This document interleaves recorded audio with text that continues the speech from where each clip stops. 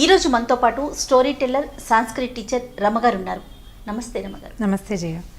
రమగారు, మనం ఒక్కొక్క టాపిక్ తీసుకొని అది పిల్లలకి తల్లులకి అన్వయించి దానికి సంబంధించి ఇంకొంచెం అంటే డెప్త్గా వెళ్ళటం కోసం ఒక స్టోరీని చెప్తూ ముందుకెళ్తూ వస్తున్నాం. అయితే అందులో భాగంగా ఈరోజు మనం టీనేజర్స్ గురించి మాట్లాడుకుందాం. తప్పకుండా జయ. అయితే టీనేజర్స్ని తీసుకుంటే కనుక చాలామంది పిల్లలు ఫ్రెండ్స్తో ఎక్కువ షేర్ చేసుకుంటారు, అన్ని విషయాలు చెప్తారు, అది తప్పైనా ఒప్పైనా. కానీ ఇంట్లో పేరెంట్స్ విషయానికి వచ్చేసరికి కొంచెం దాస్తూ ఉంటారు. అది కొన్ని సందర్భాల్లో విపరీత పరిణామాలకు దారితీస్తూ ఉంటుంది.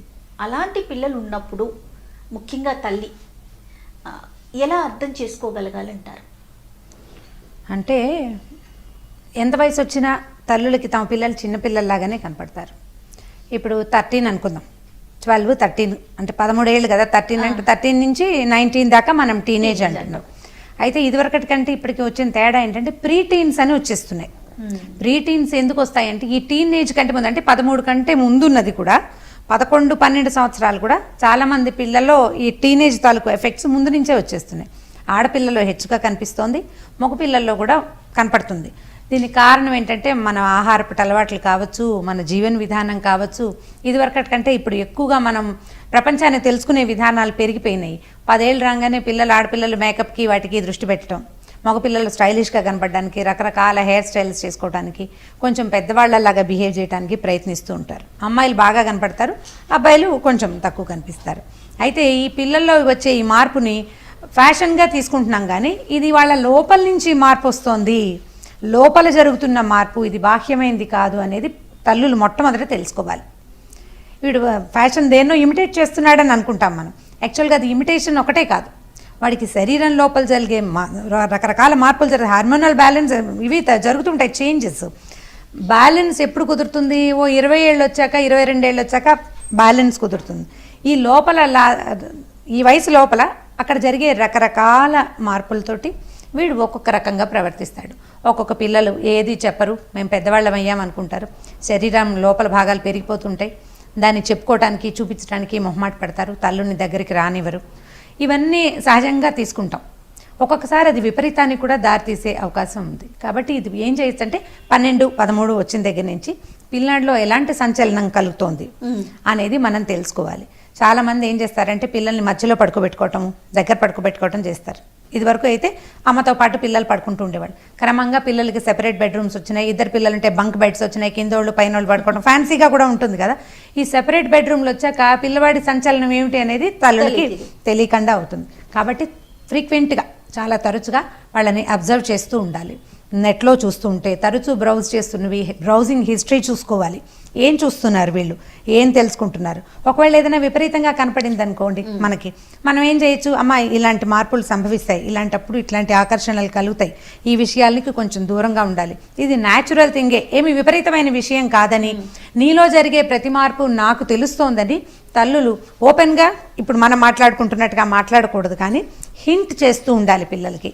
నీ దగ్గర ఒక మార్పు వచ్చింది, అది నాకు తెలిసింది. మళ్ళీ పబ్లిసైజ్ అందరికీ చూపించకూడదు, దాన్ని నలుగురు ముందు అనేయడము.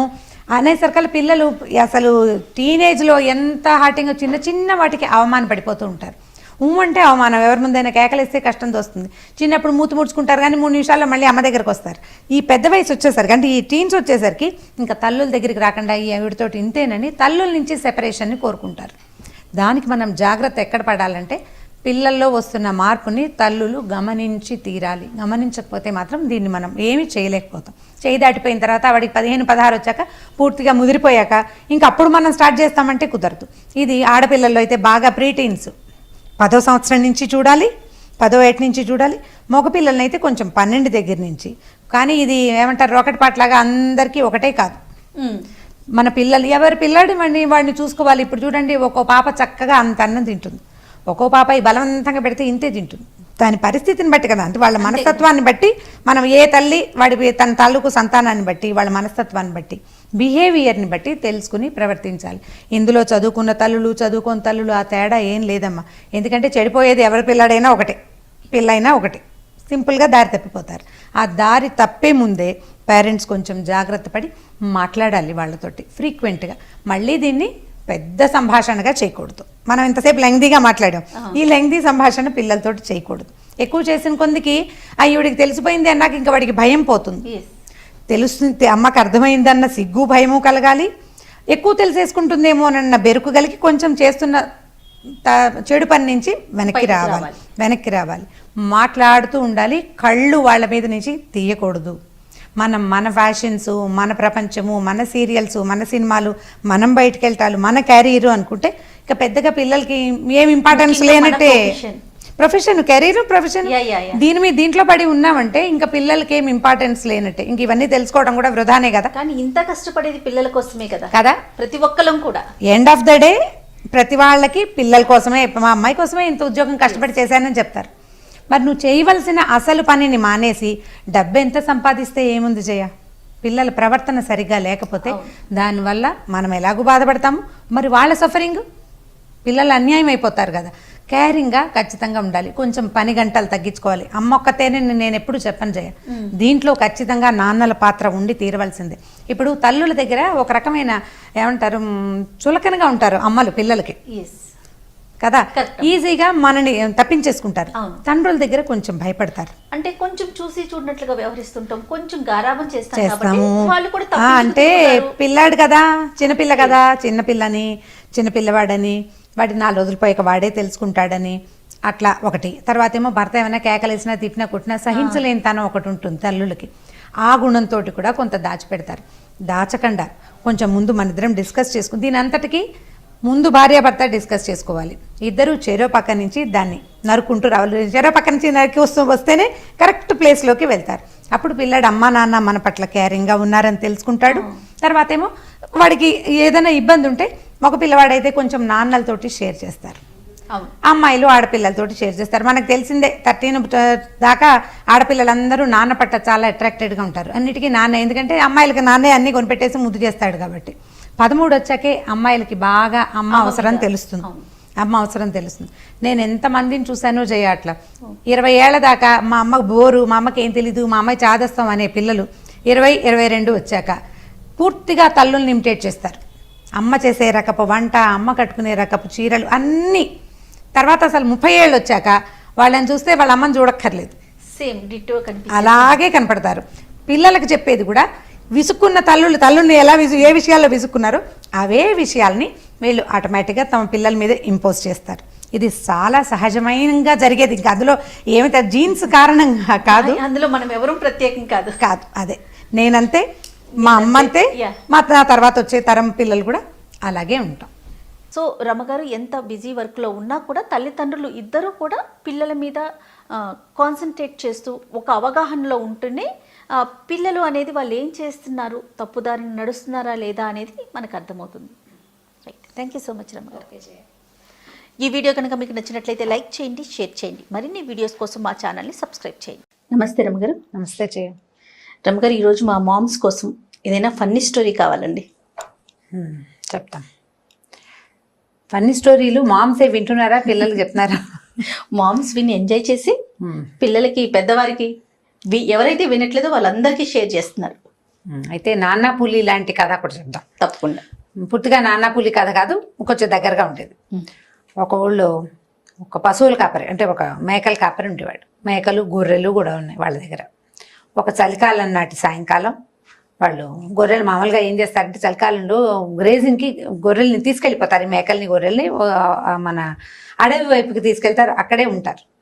ఒక సాయంకాలం నాడు ఏమైందంటే పక్క ఊళ్ళో ఉన్న వాళ్ళ నాన్నకి అనారోగ్యంగా ఉందని కబురు వచ్చింది. అతను వెళ్లాల్సి వచ్చేసరికల్లా చుట్టుపక్కల పులి సంచారం ఉంది, పులులు ఉన్నాయి. మరి ఏం చేయాలో తెలియలే. భార్యను తీసుకెళ్ళాలి, అక్కడున్న పరిస్థితికి ఏం చేయాలని ఆలోచించి ఏమన్నాడంటే తన కొడుక్కి ఒక 10 ఏళ్ళు ఉంటాయి. ఆ 10 ఏళ్ల పిల్లాన్ని, ఒరే నాయన నువ్వు రాత్రంతా మెలకుగా ఉండాలి, మధ్యాహ్నం అంతా వాడిని పడుకోబెట్టారు, మెలకుగా ఉండాలి. కాసిన మరమరాలు ఇచ్చారు. నిద్ర వచ్చినప్పుడల్లా 2 మరమరాలు నోట్లో వేసుకొని తింటూ ఉండు, నువ్వు మెలకుగా ఉండి వీటిని చూసుకో, పులిగాడో గిలిగాడో వస్తాయిరా అని చెప్పేసరికల్లా పిల్లాడు సరే అన్నాడు. మెలకుగా ఉంటాలే నాన్న, నేను ఉంటాను. తెల్లవారుజామున అంటే పొద్దు పొడిచేదాకా, మన ఇది వస్తుంది కదా, దాన్ని ఏదో నక్షత్రం అంటారు, 3:30కి 3:30 కల్లా పొద్దు పొడుస్తుంది అంటారు.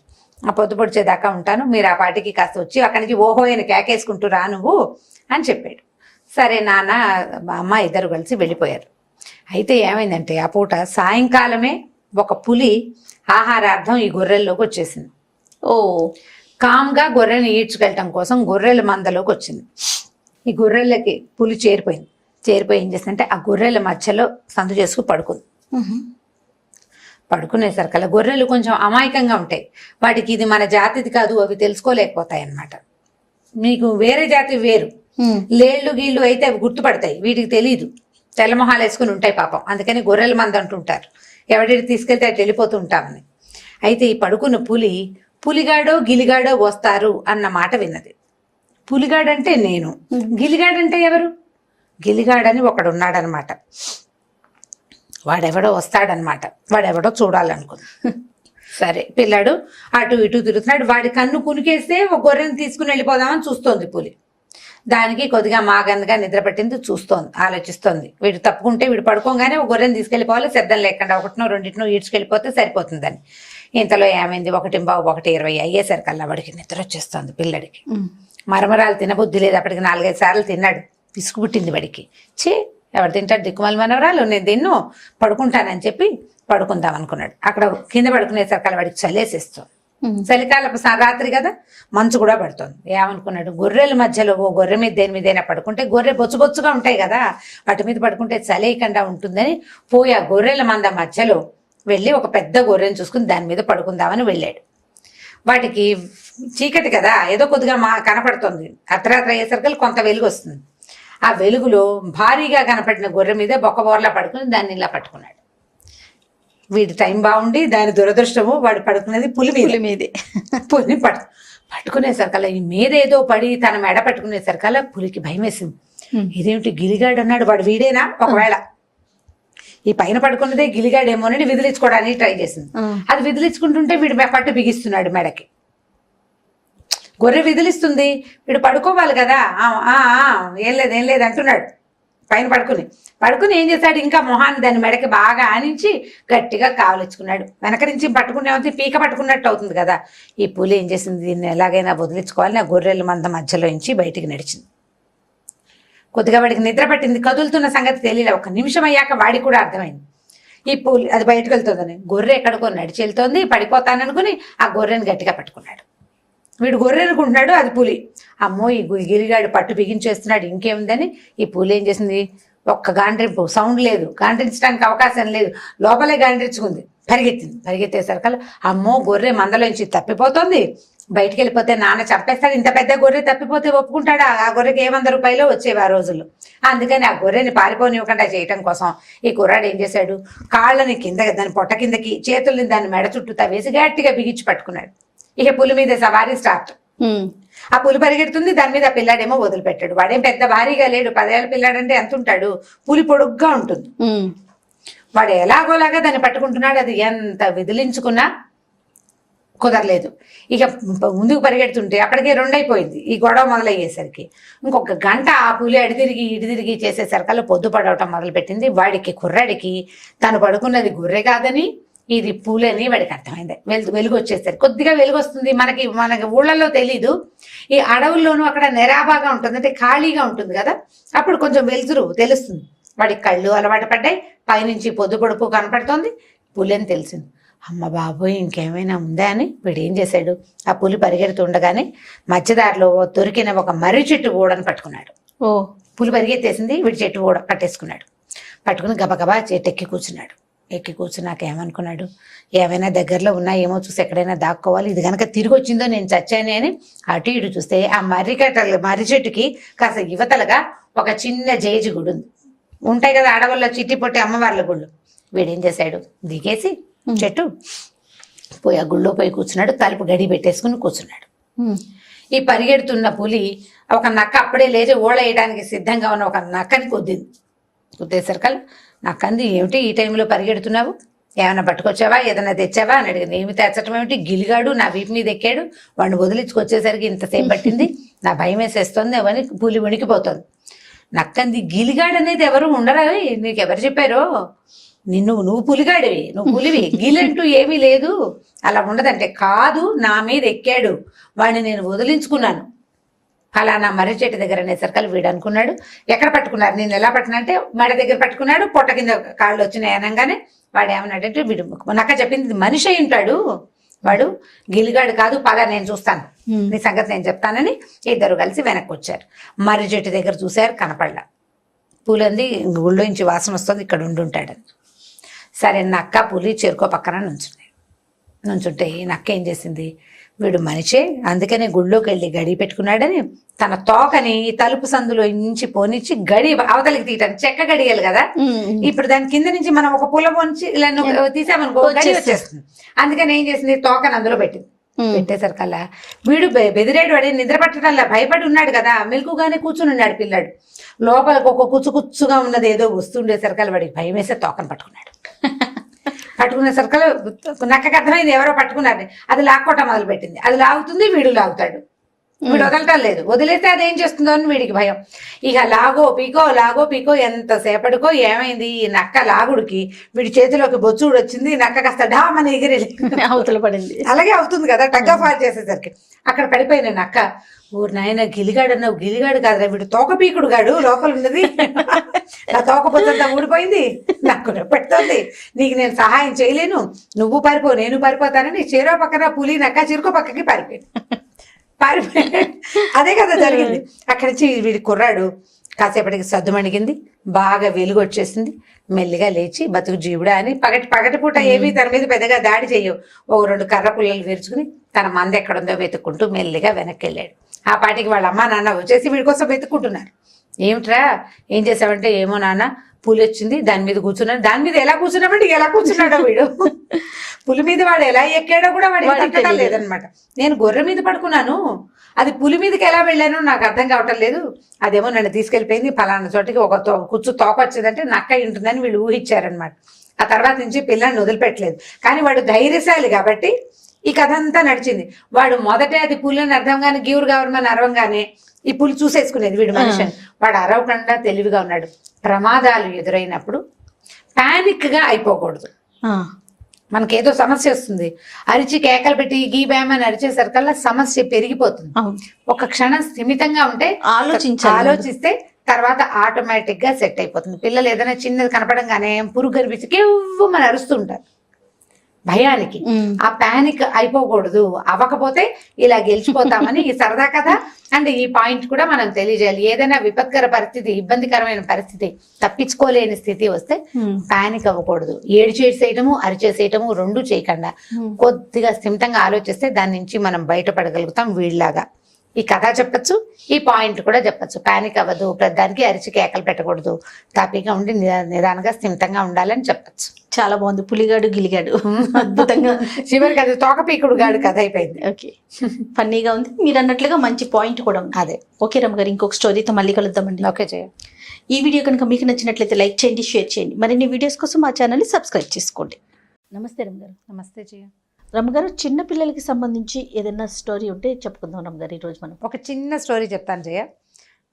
ఒకరోజు ఒక పిల్లాడు స్కూల్ నుంచి ఒక పేపర్స్ ఒక కాగితం పట్టుకొచ్చి తల్లికి ఇచ్చాడు. టీచర్ మడత పెట్టి ఒక కాగితం వాడి చేతికి ఇచ్చింది. ఆ కాగితం అబ్బాయి విప్పి చదవాల. మీ మామకి ఇవ్వమంది. మర్యాదకరంగా తల్లికి ఆ కాగితం తెచ్చిచ్చాడు. ఆవిడ ఆ కాగితం తీసి విప్పదీసి చదివింది. మడత తీసి చదివాక ఆవిడ ఏడుస్తూ చాలా దుఃఖంగా ఉంది. అయితే ఆవిడ కళ్ళ నీళ్ళు పెట్టుకుంటుంటే పిల్లాడికి అర్థం కాలమ్మా, ఎందుకమ్మా ఏడుస్తున్నావు, నువ్వు ఎందుకు బాధపడుతున్నావు అని అడిగితే అమ్మే ఉందంటే, మీ టీచరు మీ పిల్లాడు చాలా తెలివైన వాడు, మీ అబ్బాయికి సరిపడా టీచ్ చేసే టీచర్లు మా స్కూల్లో లేరండి, మీ పేరు చాలా బ్రైట్ కిడ్, అంత బ్రైట్ స్టూడెంట్కి మేము టీచ్ చేయలేము, ఇంత తెలివైన పిల్లాడిని ఇంకొంచెం పెద్ద స్కూల్లో ఇంకొంచెం మంచి స్కూల్లో వేయమని రాసిందిరా టీచర్ ఎంత ప్రేమగా రాసిందోనని కళ్ళనీళ్ళు వచ్చినాయి నాన్న, స్కూల్ మారిపోదాం మనం, నీకు ఇంకా పెద్ద స్కూల్లో చేర్పిస్తాను, నువ్వు చాలా తెలివైన వాడివి అని చెప్పింది. పిల్లాడు ఒప్పుకున్నాడు. ఒప్పుకున్నాక కొంతకాలం అయింది, స్కూల్ మార్చారు, ఏదో చదువుకున్నాడు, ఏదో సక్సెస్ అయ్యాడు, బాగా ముందుకెళ్ళాడు, చాలా గొప్ప పేరు వచ్చింది అతనికి. అయితే ఒకసారి ఏమైందంటే, అతను ఇల్లు మారుస్తున్న క్రమంలో పాత పేపర్లు, జనరల్గా మనం పాత పేపర్లు పుస్తకాలు అవి తీస్తాం కదా, ఒక పాత హ్యాండ్ బ్యాగ్లు, వాళ్ళ మదర్ హ్యాండ్ బ్యాగ్లు ఉన్న రకరకాల కాగితాలు తీస్తుంటే ఆ కాగితాల్లోంచి ఒక పాత కాగితం బయటపడింది. అది అతను అన్ని కాగితాలు ఓడదీసి ఏ కాగితం మీద ఇంపార్టెన్స్ తెలుసుకోవాలి కదా, ఈ పేపర్ ఊడ తీసినప్పుడు ఆ పేపర్లో మీ అబ్బాయి చాలా తెలివి తక్కువ వాడు, వీడికి మేము టీచ్ చేయలేకపోతున్నాము, ఈ పిల్లాడిని స్కూల్లో నుంచి తీసేయండి దయచేసి, అసలు ఏ స్కూల్లోనూ చేర్పించద్దు, వీడు స్కూల్లో చదువుకి పనికి రాడు మీ పిల్లవాడు అని రాసి సంతకం చేసి ఉన్న ఒక నోట అతను దొరికింది. ఆ కాగితం ఎక్కడిది అని అతను చూసుకుంటే అది చిన్నప్పుడు తనకి 10-12 ఏళ్ళు 11 ఏళ్ల వయసులో తనే వాళ్ళ అమ్మకి తెచ్చిచ్చిన కాగితం అని తన స్కూల్లో టీచర్ రాసిచ్చిందని అతనికి అర్థమైంది. టీచర్ రాసిచ్చింది మీ పిల్లాడు పనికిరాడు, వాడికి చదువు అక్కర్లేదు, స్కూల్ అక్కర్లేదు, మార్చేయండి, స్కూల్ వద్దు, వీడికి స్కూల్కి పంపించద్దు, వేస్ట్ అని రాయబడి ఉన్న కాగితం టోటల్గా మేము భరించలేము, ఎవరు భరించలేరు వీడిని రాసున్న కాగితం. వాళ్ళ అమ్మ అతనికి ఏం చెప్పింది, నువ్వు తెలివైన వాడివి, నీకు వేరే స్కూల్ కావాలి అని ఇంకో స్కూల్లో చేర్పించింది. ఆయన చాలా చాలా దుఃఖంగా చాలా బాధ వచ్చేసింది అతనికి, ఎంతో ఏడుస్తూ డైరీలో రాసుకున్నాడు అనమాట.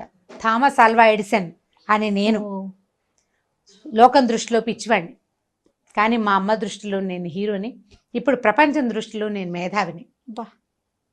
ఆల్వా ఎడిసన్ని, థామస్ ఎడిసన్ని స్కూల్ వాళ్ళు రిజెక్ట్ చేశారట. అదే కదా తల్లి గొప్పతనం కదా రమ్మ. తల్లి రిజెక్ట్ చేయలా, తల్లులు రిజెక్ట్ చెయ్యరు, ఎలాగున్నా తీసుకుంటారు. ఆ రోజు అతనికి ఆ అవకాశం ముందుకు వెళ్లేందుకు భగవంతుడు ఒక అవకాశం ఇచ్చాడు, తల్లి పెద్ద అవకాశం ఇచ్చింది. స్కూల్ మార్చినప్పుడు బహుశా ఆవిడ కొంచెం స్పెషల్ స్కూల్లో వేసి ఉండొచ్చు, లేదా ఈ మార్చిన స్కూల్లో అతనికి ఒక బెటర్ టీచర్, అంటే కొంచెం అబ్నార్మల్గా ఉన్న కిడ్ని హ్యాండిల్ చేయగలిగే టీచరు దొరకటం భగవంతుడు ఇచ్చిన వరం అతనికి. ప్లస్ తల్లి ఇచ్చిన వరం చాలా పెద్దది. ఆ టీచర్ రాసిన ఉత్తరాన్ని నమ్మి ఆవిడ గనక అతన్ని స్కూల్ మాన్పించేసి ఉంటే మనకి ఎడిసన్ ఉండేవాడే కాదు. ఎడిసన్ ఆర్టిస్ట్ అని చెప్తారు, అతను ఆటిజంకి గురైన వాడు. ఆటిజం జబ్బు కాదు, అదొక పరిస్థితి. దాంట్లో లోటుపాట్లు ఎలా ఉంటాయో ప్లస్సులు కూడా కొన్ని ఉండేందుకు అవకాశం ఉంటుంది. వీళ్ళు కొన్ని నేర్చుకోగలుగుతారు, ఏది నేర్చుకోగలుగుతారో దాన్ని ప్లస్ చేసుకునేందుకు ప్రయత్నం చేయాలి పేరెంట్స్. ఏదైనా వైద్య సహాయం, థెరపీస్, రకరకాల థెరపీలు సరైన టైంలో యంగ్ ఏజ్లో చిన్న వయసులోనే కనుక ప్రయత్నం చేస్తే దాంట్లోంచి బయట, ఇప్పుడు ఆ పరిస్థితి అలాగే ఉంటుంది, వాడు పూర్తిగా నార్మల్ అయిపోయి హీరో అయిపోతాడని మనం అనుకోలేకపోతాం, కానీ వాడు తన జీవితంలో తన దారిని తను ముందుకెళ్ళే అవకాశం కొంత దొరుకుతుంది. మనం కూడా ట్రై చేయాలి, ఎడిసన్ వాళ్ళ అమ్మ ట్రై చేసినట్టుగా. అద్భుతం గారు, సూపర్. ఓకే జయ, ఈ వీడియో కనుక మీకు నచ్చినట్లయితే లైక్ చేయండి, షేర్ చేయండి, మరిన్ని వీడియోస్ కోసం మా ఛానల్ని సబ్స్క్రైబ్ చేసుకోండి. నమస్తే రమగారు. నమస్తే జయ. రమగారు, మనం పురాణ కథల గురించి మాట్లాడుకుంటున్నాం. లాస్ట్ వీడియోలో మనం శిబి చక్రవర్తి ఆయన గొప్పతనం మాట్లాడుకున్నాం. అంటే దానం ఇచ్చే విషయంలో మాటని నిలుపుకోవటం కోసం తన ప్రాణాలని త్యజించారు, ఆ విషయం మనం మాట్లాడుకున్నాం కదా. మరి ఈ రోజు వీడియోలో మీరు మాకు ఏ విధమైన స్టోరీ చెప్తున్నారు? బలిచక్రవర్తి కథ చెప్తాను జయ. ఓకే. ఈ బలిచక్రవర్తిని మనం సంవత్సరంలో 1-2 సార్లు గుర్తు చేసుకుంటాం. బలిపాడ్యమి, దీపావళి వెళ్ళిన మరుసటి రోజుని బలిపాడ్యం అంటారు, అది గుర్తుపెట్టుకుంటాం. అది కాకుండా మనం ఏం చేస్తామంటే సంక్రాంతి పండగలో 3వ రోజు కనుమ అంటాం కదా, కనుమ నాడు రథం ముగ్గేస్తారు కదా మీకు. ఆ రథాన్ని ఎక్కే బలిచక్రవర్తి వ్యాహ్యాళికి వస్తాడని, భూమండలానికి వస్తాడని, వచ్చి ఇక్కడున్న పంటల్ని వాటిని చూస్తాడని, భూమిని చూస్తాడని మన తెలుగు వాళ్ళ నమ్మకం. రథం వేసి తూర్పు నుంచి పడమరకు వెళ్తున్నట్టుగా దారి వేస్తాం. అవును కదా. ఈ తాడుని అలాగే తాడు, చక్రాలు అవన్నీ మనం ఎందుకు చేస్తామంటే బలి ఆయన వచ్చి తెలుగునాట అన్ని వాకిళ్లలోని ఈ ముగ్గులు, ఈ రథం ఎక్కి దిగి, 2వ రథం ఎక్కి దిగి, 3వ రథం ఎక్కి, అట్లా అన్ని చోట రథాలు ఎక్కి దిగి మన తాలూకు పంటలు, మన సస్య సంపద ఎలా ఉంది, గో సంపద ఎలా ఉంది, ఆంధ్రదేశం ఎలా ఉంది చూడడానికి వస్తాడు. అంటే భారతదేశాన్ని చూస్తాడని పాత రోజుల్లో చెప్పేవాళ్ళు. ఇప్పుడు మిగిలిన జాతుల వాళ్ళు అన్ని స్టేట్స్ వాళ్ళు వేస్తున్నారో లేదో తెలీదు, మనం మాత్రం కనుమ పండుగని దానిగానే భావిస్తాం. పశువుల పండుగ అంటారు. ఆ రోజు గొడ్లకు కూడా చక్కగా కొమ్ములకి రంగులేసి వాటికి పసుపు కుంకాలు పెట్టి చేస్తాం. అయితే ఈ బలి చక్రవర్తి అవడానికి రాక్షసుడు. ఎలా అంటే హిరణ్యకశిపుడి కథ మనకందరికీ తెలిసింది. ప్రహ్లాదుడు హిరణ్యకశిపుడు కదా. ఈ ప్రహ్లాదుడు నరసింహావతారానికి కారణమైన వాడే ప్రహ్లాదుడు. ఆయనకు చాలా హరిభక్తి ఉంది, విష్ణు భక్తి ఎక్కువ. అతని కొడుకు విరోచనుడు, అతని పేరు. విరోచనుడి కొడుకు బలి తర్వాత వాడనమాట. అయితే ఈ బలి చక్రవర్తి పుట్టుకతోటి మరి రాక్షసుడే కదా, ఎందుకంటే హిరణ్యకశిపుడి మునిమనవుడు కదా. అయితే ఇతను చాలా యజ్ఞయాగాదులు, ఇతను విష్ణువుకి వ్యతిరేకంగా ఉన్నట్టుగా ఎక్కడా చెప్పబడదు, అతను విష్ణు భక్తి కలిగిన వాడే. కానీ జన్మచేత రాక్షసుడు అవటం వల్ల ఒక తీవ్ర ప్రకృతి అతని దగ్గర ఉంది. అతను ఏం చేసేవాడంటే ఈ దేవతల్ని వాళ్ళని యుద్ధం చేసి ఓడించి దాన్ని కైవసం చేసుకునేందుకు ప్రయత్నమే చేస్తూ ఉండేవాడు. అయితే బలి చక్రవర్తికి ఒక 2 వెర్షన్లు ఉన్నాయి ఇందులో కూడా. ఏం చేశాడంటే అన్ని యజ్ఞాల తాలూకు అంటే ప్రపంచంలో ఉన్న వాళ్ళు చేసే వాళ్ళంతా భూముల మీద చేసే యజ్ఞాలు అన్ని ఫలితము విష్ణువుకే చెందాలి, ఇంకా ఏ దేవతలకి చెందనివ్వకూడదని బలవంత పెట్టాడని ఒక కథ చెప్తారు. మనం చెప్పుకునే కథలో ఏంటంటే ఇతను చాలా యాగాలు చేసేవాడు. యాగాలు చేస్తే ఏంటంటే 100 యాగాలు చేసిన వాడికి ఇంద్ర పదవి వస్తుందని ఒక ఇది ఉందన్నమాట. అంటే లెక్క ఇన్ని పూజలు చేసిన వాడికి ఇది మన పదవిలాగా అన్నమాట. ఇంద్ర పదవి రావాలంటే 100 యాగాలు చేయాలి. 100 యాగాలు చేసిన తర్వాత వాడికి ఇంద్ర పదవి వస్తుంది. ఇలాంటివి జరిగిన నహుషుడని ఒక ఆయనకి ఇంద్ర పదవి వచ్చింది ఇలా 100 యాగాలు చేసి. అయితే ఈ ఇంద్రుడు ఏం చేసేవాడంటే 90, 98, 99 చేశాక ఆ 100ది చేయనివ్వకుండా ఆపేవాడు. ఎందుకంటే పదవి పోతుందని మొదటిది. రెండోది ఏంటంటే ఇతను అసురుడు, జన్మచేత రాక్షసుడు కదా. సో దేవతలు అదితి తాలూకు సంతానానికే ఇంద్ర పదవి ఉండాలి కానీ దితి సంతానానికి దైత్యులకి అది ఉండకూడదని వాళ్ళు గట్టిగా పట్టుదలగానే ఉండేవాళ్ళు. దేవతలందరూ దానికి సహాయం చేసేవాళ్ళు. అయితే ఇతను ఏం చేశాడు, ఇన్ని హోమాలు చాలా యజ్ఞాలు అవన్నీ చేసేసాడు. చేసిన తర్వాత ఇతను ఇంద్ర పదవికి ఆశిస్తున్నాడు, ఇంద్రుణ్ణి తీసేయడానికి ప్రయత్నం చేస్తున్నాడు అని జనాలు తెలుసుకున్నారు. వీళ్ళు ఏం చేశారంటే విష్ణుమూర్తిని అడిగారు, అయ్యా ఇతను ఇంద్రుడి పదవికి రాకుండా ఏదైనా చెయ్యండి, ఏదో ఒక ప్రయత్నం చేయమంటే అప్పుడు అదితి కశ్యపులు వాళ్ళిద్దరూ కలిసి భార్యాభర్త విష్ణుమూర్తిని ప్రార్థిస్తే ఆయన ఏం చేశాడంటే నేనే మీకు సంతానంగా పుడతాను, అప్పుడు ఇతని సంగతి చూస్తానని చెప్పాడు. అప్పుడు అదితి తాలూకు సంతానంగా వామనావతారంలో విష్ణువు పుట్టాడు. వామనావతారం అంటే వామనుడు అంటే మనం జనరల్ కథల్లో అర్థం ఏంటంటే పొట్టివాడని, కానీ చిన్న పిల్లవాడే వటువు. వామనుడు అంటే బ్రహ్మచారి, మన ఒడుగైన తర్వాత ఉండేవాడు అనమాట. ఒడుగైతే 8 ఏళ్లకో ఎప్పుడో ఒడుగు చేసేవాళ్ళు. ఆ పిల్లాడు ఎంత ఉంటాడు, ఇంతే కదా ఉంటాడు, 8 ఏళ్ల వాడు. అయితే ఏమైంది, ఈ అదితి కశ్యపులకి సంతానంగా విష్ణుమూర్తి పుట్టాడు. అయితే పుట్టిన పిల్లవాడిని వాళ్ళు చాలా చక్కగా ముందుగా చూసుకుని కాస్త పెరిగాక అతనికి ఈ జాతకర్మలు అన్ని రకాల కర్మలు అయిన తర్వాత ఈ ఉపనయనం చేశారు. ఉపనయనం చేసిన తర్వాత ఉపనయనం చేశాక అప్పట్లో ఏం చేసేవాళ్ళు అంటే వాళ్ళు విద్యకి కానీ చదువుకోవడానికి గురువుల దగ్గరికి వెళ్ళిపోవడం. ఉపనయనం చేశాక 7 ఏళ్ల తర్వాత ఇక పిల్లాన్ని 8 ఏళ్ళు వచ్చాక ఉంచుకునేవాళ్ళు కాదు, ఎక్కడికో చోటికి పంపేసేవాళ్ళు. అట్లా ఈ అబ్బాయిని బయటికి వదిలిపెట్టారు, ఈ వామనుడిని. ఆ టైంకి మన బలి చక్రవర్తి 100వ యాగం చేస్తున్నాడు, 100వ యాగం చేస్తున్నాడు. ఆ యాగం కనుక పరిసమాప్తి అయితే ఇక అతనికి ఇంద్ర పదవే నెక్స్ట్. అక్కడి నుంచి ఆ రోజు మంచి బ్రహ్మాండంగా యాగం అవుతుంది, దానాలు పెద్దగా ఎవరు ఏది అడిగితే అది ఇచ్చేస్తున్నాడు. ఇస్తుంటే ఈ పిల్లవాడు వెళ్ళాడు ఆయన దగ్గరికి. వెళ్ళేసరికల్లా చిన్నగా క్యూట్గా ఉన్న పిల్లాడిని చూసేసరికల్లా ఆయనకి సంతోషం వేసింది బలికి. మూడుగా నీకేం కావాలి అని అడిగేసరికల్లా ఈ అబ్బాయి ఏం చేశాడు, పిల్లాడు 3 అడుగుల నేల కావాలి, నాకు అంతకంటే ఎందుకు, నేను చిన్నవాడిని, జపం చేసుకోవటానికి సంధ్యావందనం చేసుకోవటానికి ఎక్కడైనా కూర్చుని నా తపస్సు నేను చేసుకోవటం కోసం 3 అడుగుల నేల ఇవ్వమని అడిగాడు. అడిగేసరికల్లా ఇతని పక్కన శుక్రాచార్యుడు రాక్షసుల తాలూకు గురువు. బలిచక్రవర్తి మరి వంశానికి గురువు, వాళ్ళ పక్కనే ఉంటాడు. ఇంత పెద్ద హోమం చేస్తుంటే ఇంత పెద్ద యాగాలు అవి చేస్తున్నప్పుడు యజ్ఞం చేస్తున్నాడు, హోమం యాగం యజ్ఞం ఇవన్నీ రకరకాలు అన్నీ నడుస్తున్నాయి, అన్ని రకాలు. పక్కనే ఈ గురువు గారు కూడా ఉన్నాడు.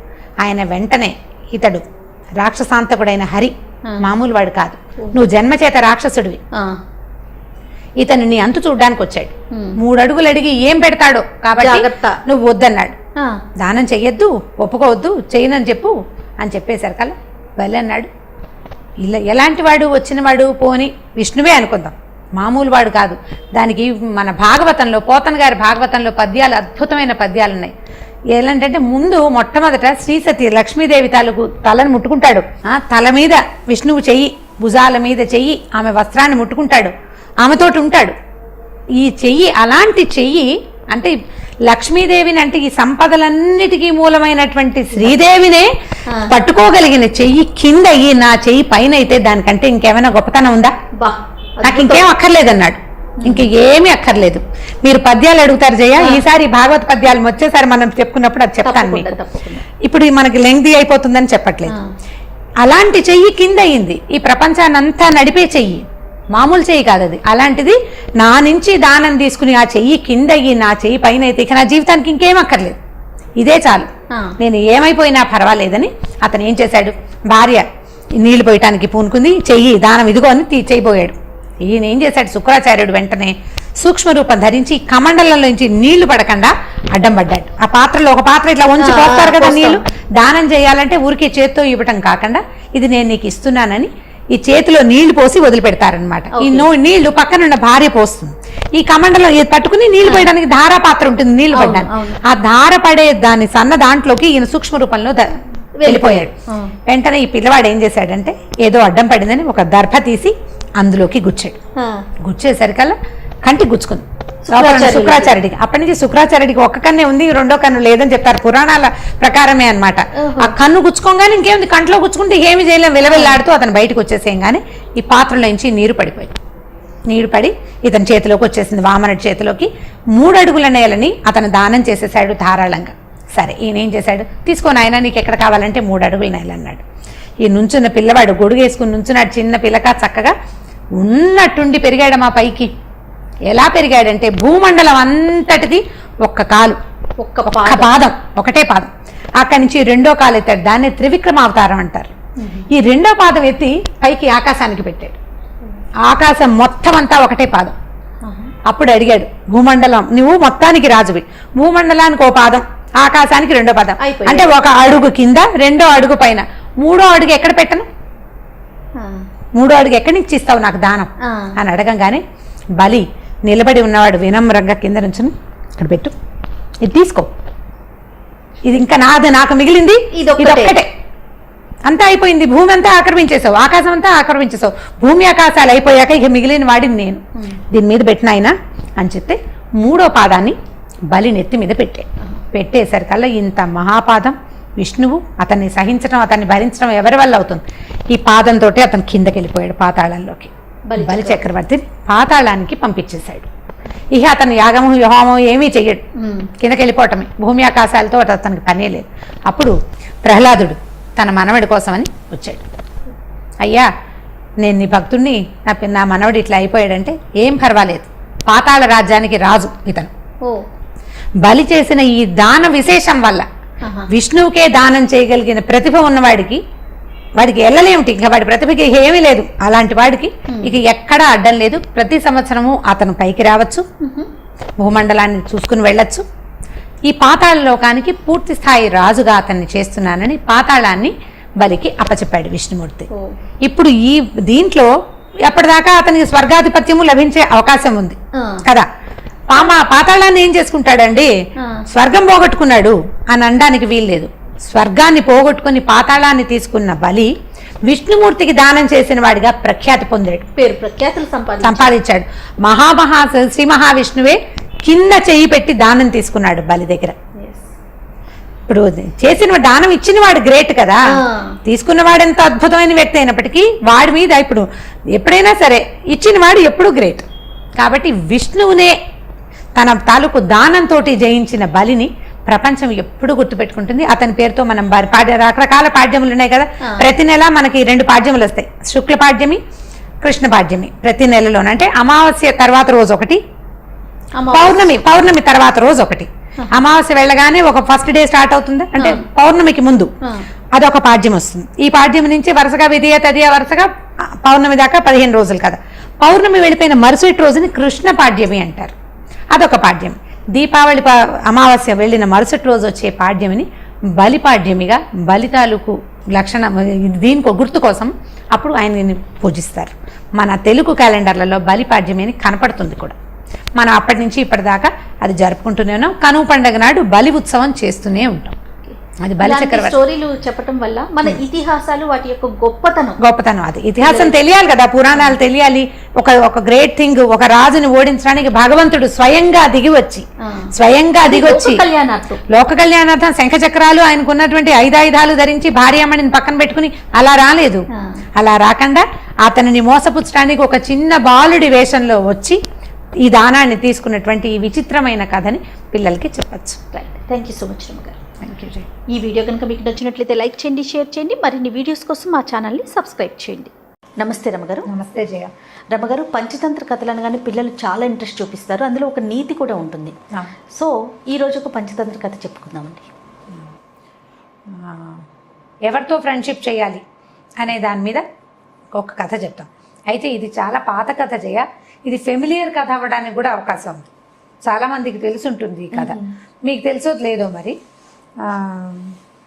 అంటే ఇప్పుడు వ్యక్తులు తమలాంటి ఇవి ఉన్న వాళ్ళే, అంటే ఒకటే జాతి వాళ్ళతో స్నేహం చేయాలి, ఒకటే కులం వాళ్ళతో, కులం అనకూడదు దీన్ని, ఈ కులం బ్యాడ్ వర్డ్, సేమ్ మనలాంటి వాళ్ళతో కమ్యూనిటీ, అంటే ఒకే తెగకి చెందిన వాళ్ళతోటి స్నేహాలు చేయాలి. వేర్వేరు తెగల వాళ్ళతోటి స్నేహం చేసినప్పుడు అప్పుడప్పుడు ఎక్కువగా అది ఫెయిల్ అవ్వడానికి అవకాశం ఉందని చెప్పే పంచతంత్ర కథ ఇది. అయితే పంచతంత్ర కథలు చెప్పే నాటికి ఇది చాలా పురాతనమైన పద్ధతి కదా, 500-600 సంవత్సరాల క్రితం కథలు ఇవి.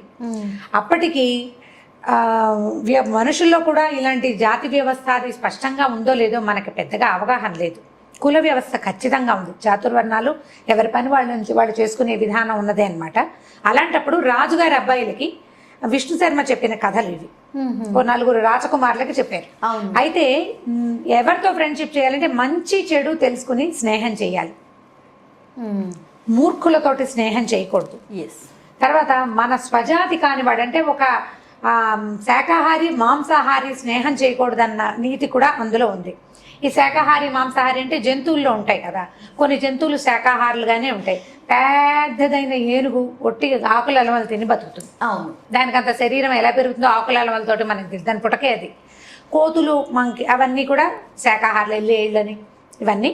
ఇప్పుడు మాంసాహారులు అనేసరికల్లా నీళ్లలో ఉండేవి మాంసాహారులే, పక్షులన్నీ మాంసాహారులే, పెద్ద జంతువులు అంటే నక్క తోడేలు లాంటి సాధారణ జంతువుల నుంచి హైనాలు ఇవి కాకుండా పులుడు సింహాలు మాంసాహారు, ఇవన్నీ మాంసాహారులు. ఇప్పుడు ఒక మాంసాహార జంతువు ఒక శాకాహార జంతువు స్నేహం చేస్తే మాంసాహార జంతువు వల్ల శాకాహార జంతువుకి సమస్య రావచ్చు అని చెప్పే కథ అనమాట ఇది. ఇదేంటంటే ఒక కోతెట ఒక చెరువు పక్కన ఉన్న, ఒక నది పక్కన ఉన్న మామిడి చెట్టు మీద ఉండేది. మామిడి చెట్టు మీద హాయిగా రోజు ఏవో అంటే సీజన్లో ఎండాకాలంలోనే కదా మామిడి పళ్ళు వచ్చేది, అది మార్చి నుంచో మొదలవుతాయి. ఈ నదుల పక్కన ఉన్న చెట్లు త్వరగా పూస్తాయి అండ్ ఎక్కువ కాలం ఫలిస్తాయి. పుష్పించడము తొందరగా ఉంటుంది, ఫలించడము ఎక్కువ కాలం ఉంటుంది, ఈల్డ్ ఎక్కువ ఉంటుంది కదా నీటి గివక ఉండేసరికి. అయితే ఈ మామిడి చెట్టు మీద ఉండే కోతి అది మార్చి నుంచి, అంటే మనకి ఇక్కడ పచ్చకాయలు వచ్చే టైంకి దానికి పళ్ళు వచ్చేసేవి. ఆ పళ్ళు తింటూ ఉండేది మార్చి నుంచి. అట్లా ఎండాకాలం వెళ్ళేదాకా మళ్ళీ ఇంచుమించు ఆషాఢం శ్రావణం వచ్చేదాకా మామిడి పళ్ళు తినేది. అయితే ఇది మామిడి పళ్ళు సగం తిని పడేసి ఒక పండు వస్తుంటే రెండో పండు కింద పడిపోయి నది మొదట్లో పడేది, నది ఒడ్డున పడుతుండేవి. ఆ నదిలో ఒక మొసలి ఉండేదట. ఆ మొసలి ఈ పడిన మామిడి పండును తిని చూసింది, ఎంతో బాగుంది. సహజంగా మొసలి మాంసాహారి, శాకాహారం కూడా తినేదేమో. ఇప్పుడు శాకాహారి కాదండి మొసలి, అసలు పళ్ళు తింటూ మీరు పిచ్చి కథలు చెప్తున్నారని నన్ను అడగకూడదు, ఎందుకంటే కథ ఇలాగే చెప్పాడు ఆయన. ఇది మీరు మేము అనుకుని చెప్పే కథ కాదు కదా ఇది. అంటే ఒక నీతిని మనకి ఇంజెక్ట్ చేయటం కోసం చెప్పబడిన కథ కదా. ఈ మొసలి ఇక మామిడి పళ్ళు తినేది, తింటుంటే చాలా బాగున్నాయని కోతికి చెప్పింది. కోతి ఏం చేసింది, అప్పటి నుంచి కొంచెం స్నేహం చేసుకున్నాయి అనమాట రెండు. ఈ రకరకాల పళ్ళు తను కోసుకుని తింటున్నప్పుడల్లా ఓ పండు కిందకి పడేస్తుండేది. అడవిలోకి వెళ్ళి జామ పళ్ళు తెచ్చు తినేది, ఓ 2 జామ పళ్ళు మొసలికి కూడా తెచ్చిచ్చేది. ఇలా తీయటి పళ్ళు తింటూ ఉండేది మొసలి. అయితే ఇలా రోజులు గడుస్తూ ఉండగా ఒకసారి చాలా పళ్ళు, పెద్ద గాలి వాన వచ్చి పళ్ళు ఎక్కువ రాలిపోయింది. కోతి మొసలి తినగలనని తిన్నాయి. కోతి అంటే ఒక కోతే ఉండదుగా, చుట్టుపక్కల బోళ్ళని కోతులు ఉంటాయి, అవి ఇవి అన్నీ తినేగా కూడా కొన్ని పళ్ళు ఉండిపోతే ఈ మొసలి ఏం చేసింది, ఈ పళ్ళని తన భార్యకి తీసుకెళ్ళిందట. దేనికైనా మగదానికి ఆడది ఉండాల్సిందే కదా. తన ఆడ జంతువుకి పట్టుకెళ్ళింది మొసలి కోసం. పట్టుకెళ్తే ఆ మొసలి ఆడ మొసలి తిని చూసింది, ఎంతో బాగుంది, ఎంత బాగుందోనంటే అప్పటి నుంచి ఇది కోతి నా ఫ్రెండ్, మేమిద్దరం కబుర్లు చెప్పుకుంటున్నాము, అక్కడ చెరువు ఒడ్డున మాట్లాడుకుంటున్నాం, ఈ నది ఒడ్డున అని చెప్పేది. అక్కడి నుంచి ఈ ఆహారం పంచుకుని తినడం వల్ల స్నేహం ఏర్పడుతుంది. ఇవి రెండు బాగా ఆ కబుర్లు ఈ కబుర్లు, చెరువులో ఇంతలు విశేషాలు, నదిలో ఉన్నవి, నీళ్ళలో ఉండేవి అన్నీ మొసలు చెప్పేది, అడవిలో ఉన్న విడ్డూరాలు అవన్నీ కోతి చెప్తుండేది, మాట్లాడుకునేవి. ఇలా ఎక్కువసేపు కబుర్లు చెప్పుకుంటూ భార్య దగ్గరికి వెళ్ళేది కాదట ఈ మొసలి. వైఫ్తో స్పెండ్ చేసే టైం తక్కువ, ఫ్రెండ్తో స్పెండ్ చేసే టైం ఎక్కువ. ఇలా అయ్యేసరికల్లా ఆడ మొసలికి కోపం వచ్చింది. ఎంతసేపు వెళ్ళి ఆ నది ఒడ్డున అక్కడ కూర్చుని ఉంటాయి. అయితే చెప్పింది, ఇదేం చేసింది, ఇది కోపం వచ్చేసిందట ఈ ఆడ మొసలికి. ఇది ఎంతసేపు అక్కడ మాట్లాడుతుంది, నా దగ్గరికి రావటం లేదు వీడని చెప్పేసి ఏం చేసిందంటే ఈ మొసలికి ఏం చెప్పింది, నువ్వెంత తియ్యటి పళ్ళు తెస్తున్నావు, నీకు ఇంత తియ్యటి పళ్ళు ఇచ్చే నీ ఫ్రెండ్ ఉన్నాడు చూడు, వాడెంత గొప్పవాడు, వాడే ఇస్తాడు పళ్ళు. ఎందుకంటే నువ్వు కోసుకోలేవు కదా చెట్టుకి. అంత తీయటి పళ్ళని తిని రోజు అవే తిని బతికే వాడి గుండె ఎంత తీయగా ఉంటుందో, ఆ గుండెని నాకు రుచి చూపించు అని అడిగింది. ఇప్పుడు గుండెని రుచి చూపిస్తే అది ఉంటుందా? జంతువు చనిపోతుంది, ఉండదు. ఈ మొసలి సరేనని ఒప్పుకుంది. బుర్ర లేదు దానికి. అది సరే, భార్య 2 సార్లు 3 సార్లు ఆ కోతి గుండె కోసం అడుగుతూనే ఉండేది, తీసుకురావా అంటే ఈసారి అని కొన్నాళ్ళు నడిచింది. తర్వాత ఒకరోజు మాటల మధ్యలో తన భార్య ప్రస్తావన వచ్చినప్పుడు మా ఆవిడ నేను ఎప్పటి నుంచో తీసుకురమ్మంటుందో నేను చూస్తానంటుంది అని కోతిని అడిగింది. అడిగేసరికల్లా కోతది దానిదేముంది, వస్తా పదా నన్ను తీసుకెళ్ళు అని చెప్పేసి ఈ మొసలి వీపు మీద కూర్చుంది కోతి. ఈ 2 మరి కోతి పెద్దగా ఈత కొట్టడాలు అవి రావు దానికి. మొసలి వాళ్ళ ఆవిడ అక్కడెక్కడ ఉంటుంది అంతఃపురంలో, ఇవి వెళ్ళాలి కదా ఇక్కడి నుంచి. ఈ మొసలి మీద ఎక్కింది.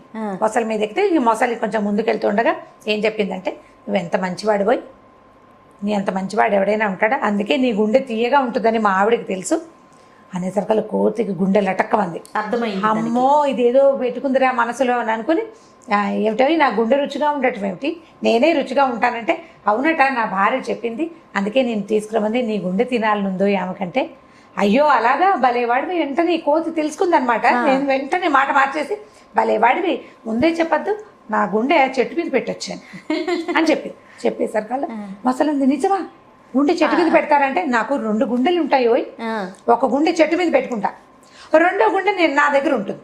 ఇప్పుడు నేను తిరగాలి కదా, వెళ్ళి నీకు మీ ఆవిడ కావాలంటే ఏముంది, వెనక్కి వెళ్ళి చెట్టు మించి గుండెకాయ తీసుకొస్తాను, మామిడికాయలతో పాటు గుండెకాయ కూడా చెట్టు మీదే ఉంది, ఆ కాయ తీసుకొచ్చానంటే ఎంతకా మీ ఆవిడకి ఇచ్చేసేయచ్చు, అదా వెనక్కి వెళ్దామని చల్లగా వెనక్కి తిప్పించింది. ఎంత అమాయకపు మొసలి. మొసలి మూర్ఖత్వం అనమాట, కోతి తెలివి కదా. సరే, ఇద్దరు వెనక్కి వెళ్ళారు. కోతి చక్మని చెట్టెక్కి, ఓరి పిచ్చివాడా, నువ్వెంత మూర్ఖుడివి, నా గుండె తింటే నేను బతుకుంటానా, నీ స్నేహితుడిని చంపడానికి నీ భార్య ఎత్తు వేసింది అనే విషయం నీకు తెలియదంత మూర్ఖుడివి నువ్వు. ఒక ప్రాణికి 2 గుండెలు ఉంటాయి అని కూడా నీకు తెలియదు, నువ్వు అంత మూర్ఖుడివి. నీలాంటి మూర్ఖుడితోటి కనుక స్నేహం చేస్తే ఇక నేను నా పని ఎప్పటికప్పుడు ఇలాగే నేను సూపులో పడుతూ ఉంటాను. మూర్ఖులతోటి స్నేహం చేయకూడదు. పైగా నీ బుద్ధి వేరు, నా ఇది వేరు. ఇప్పుడు నా మీద నీ కోపం రాగానే నువ్వు నోరు తెరిచి పళ్ళతో పట్టుకున్నావా, నేను చచ్చిపోతాను. తెలియక పొరపాటున నా జాతి కాని వాడివి, మాంసాహారివైన నీతోటి స్నేహం చేశాను, నీతో ఇంకెప్పుడు స్నేహం చేయను, నువ్వు నన్ను పిలవద్దు, నేను నీ దగ్గరికి రానని చెప్పేసి ఆ మామిడి చెట్టు దిగి ఇంకో పక్కకి వెళ్ళిపోయింది. మొసలి ఏం పరిగెత్తినా దాన్ని పట్టుకోలేదు. నీటి మీద స్పీడ్గా వెళ్తుంది కానీ నేల మీద అంత బాగా నడవలేదు కదా, చెట్లు ఎక్కలేదు. కోతిని పట్టుకోవడం దాని వశం అవ్వదు. అయ్యో నీ తల బాదుకుని ఈ భార్య మాటలకి ప్రలోభపడి అనవసరంగా అమ్మాయి ఏదో ముద్దుగా చెప్పిందని అనుకున్నాను కానీ నా స్నేహితుడిని దూరం చేస్తుందని నేను అనుకోలేదు. ఇలాంటి తెలివి తక్కువ పని చేసినందుకు వృధాగా స్నేహాన్ని పోగొట్టుకున్నానని బాధపడుతూ మొసలి వెనక్కి వెళ్ళిపోయింది. ఇంకా ఎప్పుడు కోతులు నీటిలో ఉన్న జంతువుల జోలికి వెళ్ళలేదట ఆ తర్వాత. దీంట్లో నీతి ఏంటంటే, స్నేహితుల నుంచి దూరం చేయడానికి భార్యలు కూడా ప్రయత్నిస్తారు అనేది ఒక నీతి ఒకటి. తర్వాత మన జాతి కన్వర్డ్ అంటే మనలాంటి లైక్ మైండెడ్ పీపుల్ తోటే స్నేహం చేయాలి, కానీ జాతి అంటే ఇందులో వెంటనే వేరే అర్థాలు వచ్చేస్తాయి. అంత విపరీతార్థం ఏం లేదు. లైక్ మైండెడ్ పీపుల్ తోటి, ఒకటే రకమైన ఆహార విహారాలు ఉన్న వాళ్ళతోటి స్నేహం చేయాలి. ఇప్పుడు మనం చూడండి, ఈ ఇంటర్నెట్లో ఫ్రెండ్షిప్, ఇప్పుడు ఫేస్బుక్ ఫ్రెండ్షిప్ చేస్తారు. ఈ ఇండియాలో ఉన్న అమ్మాయి ఫారెన్లో, సౌదీ అరేబియాలో ఎక్కడో ఉన్న అబ్బాయి, వీళ్ళిద్దరికీ ఫ్రెండ్షిప్. వాడు ఏదో చెప్తాడు, నాకు 30,000 కావాలి, 25 లక్షలు కావాలి, 20 లక్షలు, 5 లక్షలు కావాలంటే వాళ్ళని నమ్మి అకౌంట్లలో వేసేస్తున్నారు డబ్బులు. అవునండి. ఇప్పుడు వాడెవరో జాతి, నేనెవరో జాతి అనే ఇంగితం ఉండటం లేదు. ఇప్పుడు మన దగ్గర లోకల్ జాతుల గురించి కాకుండా ఇలా విపరీతపు జాతుల గురించి జాగ్రత్త పడాలి కదా, జాగ్రత్త పడాలా. సో ఇలాంటి వాటిని స్నేహం చేసేటప్పుడు ఎలాంటి వాళ్ళతోటి స్నేహం చేయాలి. పైగా ఆల్రెడీ దెబ్బతిన్న వాళ్ళని మనం పేపర్లలో చూస్తాం, మన యూట్యూబ్ ఛానల్స్లో కూడా కనపడుతుంటాయి. అసలు సోషల్ మీడియాలో ఒక పెద్ద దుమారం లాగా రేగుతుంది. అవునండి. మళ్ళీ అదే పని ఎందుకు చేస్తారో జనాలు అర్థం కాదు. మళ్ళీ అవే పని చేస్తారు.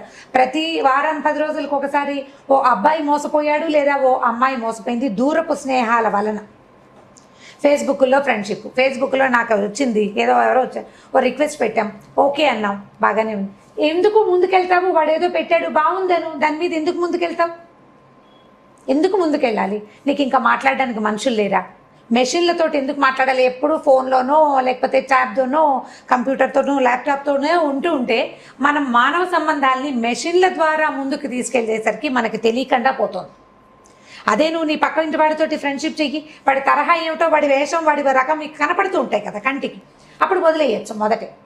ఇప్పుడు వేరే దేశంలో ఉన్నవాడితో స్నేహం చేసేటప్పుడు వదిలేసే అవకాశానికి నీకు అవకాశం ఏది? వదిలేయడానికి తెలీదు, నీకు అర్థం కాదు. అసలు మంచో చెడో తెలియదు కదా. మంచో చెడో తెలియదు. నీకు లైవ్గా చూడని దాన్ని ఎలా నమ్ముతాం? మనం నమ్మలేకపోతాం. ఈ విష్ణు శర్మ చెప్పిన ఏనాడో చెప్పిన పంచతంత్ర కథలు ఇప్పటికీ అప్లై అవుతున్నాయి జయ. ఇప్పటికీ తెలివి తక్కువగానే ఇప్పటికీ మోసపోతూనే ఉన్నారు జనం.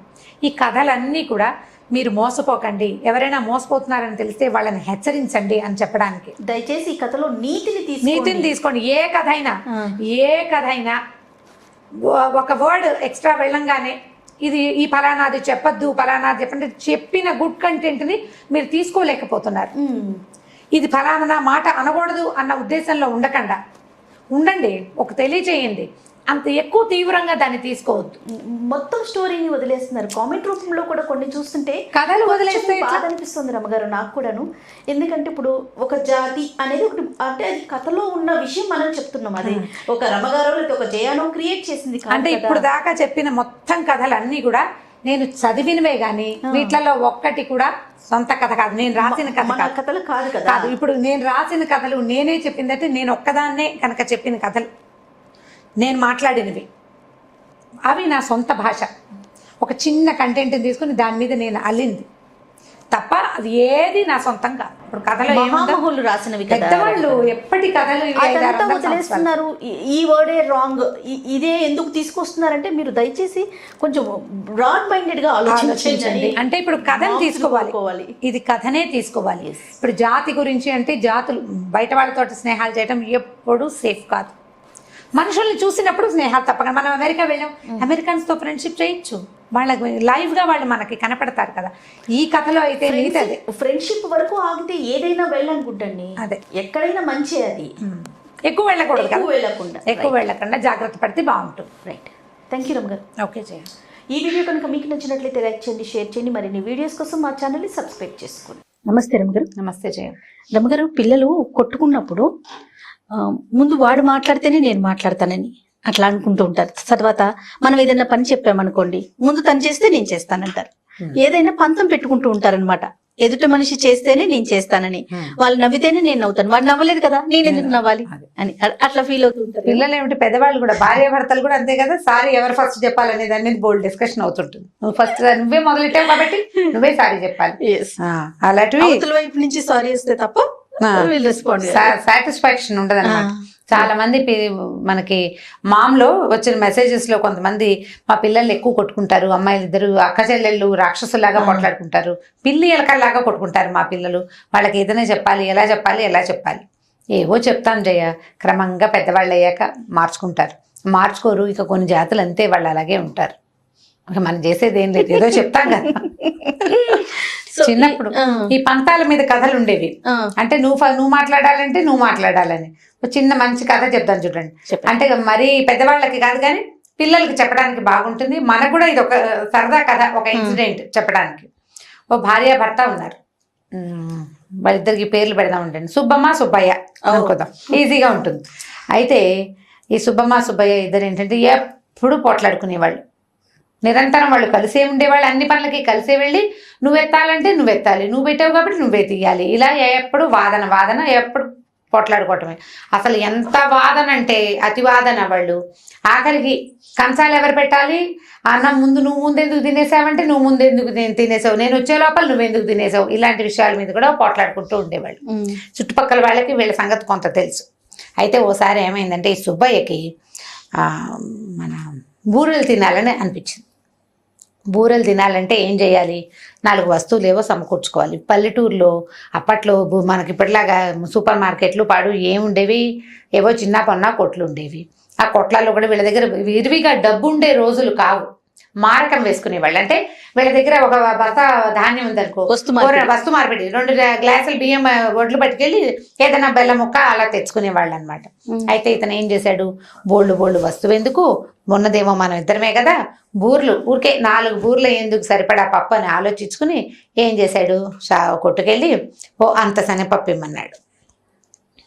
అంత శనగపప్పు, ఇంత బెల్లం, ఆ మాత్రం దాంతో నూనె, 2 ఏలక్కాయలు పట్టుకొచ్చి భార్యామణికి ఇచ్చాడు. బూరెలు తిందామే ఏం చక్క అని చెప్పేసరికల్లా ఈవిడ కూడా మామూలుగా అయితే ఎడ్డమంటే తెడ్డమంటుంది, కానీ బూరెలు ఆవిడికి ఆసక్తి, చాన్నాళ్ళు అయింది చేసుకుని. సరే ఏం చేసింది, సరే నువ్వు స్నానం చేసిరా, ఈ లోపల నేను బూరెలు వండుతానని వంట చేసేసుకున్నట్టుంది. ఆ పొయ్యి వేడి చేసుకుని మళ్ళీ ఏం చేసింది, శనగపప్పు ముందు నానబోసింది, తను మిగిలిన పనులు చేసుకొచ్చే లోపల శనగపప్పు ఉడికిచ్చి వార్చింది, బెల్లం కలిపి పూర్ణం చేసింది. అంత పూర్ణమైంది. ఎంత తెచ్చిన పప్పు ఎంత, అంతే కదా. అక్కడి నుంచి ఏం చేసింది, అంతంత పెద్ద బూరెలు, వాళ్ళ ఇంట్లో పెద్ద బూరెలు చేసుకునే అలవాటు. బూరెలకి పిండి చేసి చూస్తే 3 ఉండలు తయారైనాయి. సరే ఏం చేసింది, కాస్త బియ్య పిండి ఉంటే దాన్ని నీటిలో పోసి ఆ బియ్య పిండిలో ముంచి నూనెలో వేసింది. 3 బూరెలు తయారైనాయి. మూడే మూడు. మరి వాళ్ళు తెచ్చుకున్న పని ఎంత, ఒక్కొక్కటి అంతంతున్నాయి. ఉండేసరికల్లా ఈ 3 బూరెల్లో ఏమన్నాడు, ఆ భార్య భర్త గారి వచ్చాడు, ఎంత బాగున్నాయి బూరెలు, భలేగా ఉన్నాయి అని చెప్పేసి 2 నాకు 1 నీకు అన్నాడు. ఆవిడ బాగానే ఉంది, పని అంతా చేసింది నేను కదా, ఈ పప్పు చచ్చేలా, అది ఎంత పప్పే చచ్చేలా రుబ్బలేదా, పొయ్యి దగ్గర కూర్చుని సెగకి ఆ కాకకి కూర్చోలేదా, నూనె పని ఎంత కష్టం, నూనెలో వేస్తుంటే వేలు కూడా చురికింది చూసుకో నాకు, కాబట్టి 2 నావి 1 నీది. ఆయన అన్నాడు, అసలు బూరెల ఐడియా నాది మొదటిది, బూరెలకి సామాన్లు తెచ్చింది నేను, తర్వాత ఈ ఇల్లు నాది, ఈ పొయ్యి నాది, ఆ నిప్పులు నావి, అన్నీ నావే, కాబట్టి 2 నాకు 1 నీకు అనేసరికల్లా ఈక దాని మీద రగడ పెరిగింది. అన్నాలు తినేశారు, ఈ బూరెలు రెడీగా పెట్టి కూర్చున్నారు. అయితే ఏమంది ఈవిడంది, క్షణం నోరు మూతపడదు నీకు, నువ్వు నోరు మూసి కూర్చో, అప్పుడు నీకు దక్కుతుంది లేదు. ఆయన అన్నాడు, అయితే నువ్వు నోరు మూసి కూర్చో చూద్దాం, నువ్వు మాత్రం నీ నోరు మాత్రం మూతపడుతుందా, నువ్వు ఎటువంటావు, ప్రతిదానికి కయ్యానికి కాలు చూపుతావు అని వాదించుకున్నారు. తర్వాత చివరికి ఏం నిశ్చయించుకున్నారు, ముందు ఎవరు మాట్లాడితే వాళ్ళకి 2, ఫస్ట్ ఎవరైనా నోరు తెచ్చి మాట్లాడేశారా వాళ్ళకి 2 బూరెలు, వాళ్ళకి 2 బూరెలు కాదు, మాట్లాడిన వాళ్ళకి 1 బూరె, ఎవరు ఎక్కువసేపు నిశ్శబ్దంగా ఉంటే వాళ్ళకి 2 బూరెలు, నువ్వు నోరు తెచ్చావా నువ్వు ఓడిపోయినట్టే అని పందెం పెట్టుకున్నారు. సరే బాగుంది, ఇద్దరు కామ్గా బూరెల్ని పక్కన పెట్టుకున్నారు, పడుకున్నారు. మధ్యాహ్నం అయింది, మాట్లాడకుండా కూర్చున్నారు, ఒకరితో ఒకళ్ళు మాట్లాడుకోవట్లా. గొడ్డుని ఆఖరి ఏహే ఓహై కూడా అన్నం మానేశారు వాళ్ళు. గేదెటో పోతుంది, గేదెని కూడా ఏహే అన్నారంటే నోరు బయటకు వచ్చేస్తుంది, అప్పుడు 1 బూరే వస్తుంది. అందుకని సాయంకాలం గొడ్లతో మాట్లాడాల, కోళ్ళని పిలవాలి, కోళ్ళు బయటికి వెళ్ళిపోతే బో బో బో బో అని పిలుస్తారు కోడిని ఇంటికి రావడానికి, కోళ్ళని కూడా పిలవాలి. వాళ్ళ కోళ్ళు అటుపోయి ఇటుపోయి ఎక్కడో తిరుగుతున్నాయి, కోడిని కూడా పిలవలేదు. కామ్గా రాత్రి ఇద్దరు చెరుకో కంచం పెట్టుకున్నారు, చెరుకో ముద్ద అన్నం తిన్నారు, బూర్లకి వేసి చూస్తున్నారుగా, మిడుకు మాట్లాడరు, కూర్చున్నారు. పోండి చీకటి పడింది, చెరో మంచం వేసుకుని నిద్రపోయారు. నిద్రపోతే మర్నాడు పొద్దున చీకటి పడి తెల్లవారింది, లేవలేదు వీళ్ళు. ఇంకా ఇంతలో ఏమైందంటే ఆవు రాత్రి వీళ్ళు సక్రమంగా దానికి వేసి చూడలేదు కదా, అది కట్టు తెంచుకుని పోయి పక్క వాళ్ళ చేలో పడేసరికల్లా వాళ్ళ ఆవును తోలుకొచ్చి తిట్టడం మొదలు పెట్టారు. ఆవును వదిలేస్తారా, అనరు, తలుపు తీయండి అనేసరికల్లా ఇద్దరు తలుపులు తీశారు. ఓయ్ అన్నారా, దొరికారే. ఓయ్ అనకూడదు, పైకి నుంచి పిలుస్తుంటే మనం ఏమంటాం, ఉన్నామంటే ఉన్నానో ఓయనో ఏదో పలకాలి కదా, పలికితే దొరికేస్తాం, కాబట్టి పలకకుండా కూర్చున్నారు. తలుపులు తీసేసరికల్లా ఆ వచ్చిన ఆయన తెగ తిట్టాడు, వీడికి ఎక్కురమండు, ఆవుని కట్టేదండు కట్టలేదండు. ఏమమ్మా మీ ఆయన ఏం మింగాడు, ఆ బెల్లం ఏమంటారు మనం, బెల్లం కొట్టింది రాయల్లే, నువ్వు కూర్చుని ఉన్నాడు, నువ్వు సమాధానం చెప్పవేంటి, ఆవు సంగతి నువ్వు చూడలేదంటే ఈవిడ మిణుకు చూస్తుంది, కిక్కురు మంది ఆవిడ మాట్లాడటలేదు, ఎన్ని విధాలు అడిగినా సమాధానం చెప్పలే. దాంతో వీళ్ళకేమొచ్చాయి అనుకున్నారు, జనం అంతా ఏమనుకుంటారు, వాతం చేసింది, వీళ్ళు ఏదో తిన్నారు నిన్న, నోరు పడిపోయింది భార్య భర్త ఇద్దరికి. ఇప్పుడు ఒకళ్ళకి పడిపోయింది అనుకో, వాళ్ళకి జబ్బు చేసినట్టు, ఇద్దరికి నోరు పడిపోతే వీళ్ళు తిన్న ఆహారమే విషాహారమో కలుషితాహారమో వాతమో పైత్యమో ఏదో చేసింది. అందుకని ఇట్లా బిగుసిపోయారు, అనరు అనరు, కదులుతున్నారు అటు ఇటు, రావట్లేదంటే నోళ్ళు పడిపోయినాయి వీళ్ళకి. దాంతో ఇక ఏం చేయాలి, అంతా తర్జన భర్జన పట్టినారు. పల్లెటూళ్ళలో ఏముంది, ఒక ఇంట్లో ప్రాబ్లం ఉంటే మిగిలిన జనం అంతా అక్కడ చేరతారు. వీళ్ళ పక్కింటి ముసలమ్మకి వీళ్ళ సంగతి బాగా తెలుసు, వీళ్ళు కొట్టు చావటం. ఒరే అది కాదర్రా, వీళ్ళ దగ్గర వీళ్ళకి ఒక వైద్యం చేయాలి వీళ్ళకని చెప్పి ఏం చేసింది, పోయి పొయ్యిలోంచి ఒక అంత కొరకచ్చ ఒకటి పట్టుకొచ్చి ఒక పుల్ల కాలిన పుల్ల పట్టుకొచ్చి ముందు ఆ మొగుడు చేతికి అంటించింది, సుబ్బయ్య చేతికి కెవ్వమనడమో అన్నాడు. అనగానే ఈవిడ ఈ పెళ్ళ సుబ్బయ్య శుభం అంటుంది, ఏ నువ్వు ముందు మాట్లాడావు, 2 నాకు 1 నీకు అని అనేసరికల్లా ఈవిడికి ఏమర్థమైంది, ఓ దానికి 2 వాతలు పెట్టమంటుందని ఈ పక్కింటి మామగారు 2 చోట్ల అంటించింది.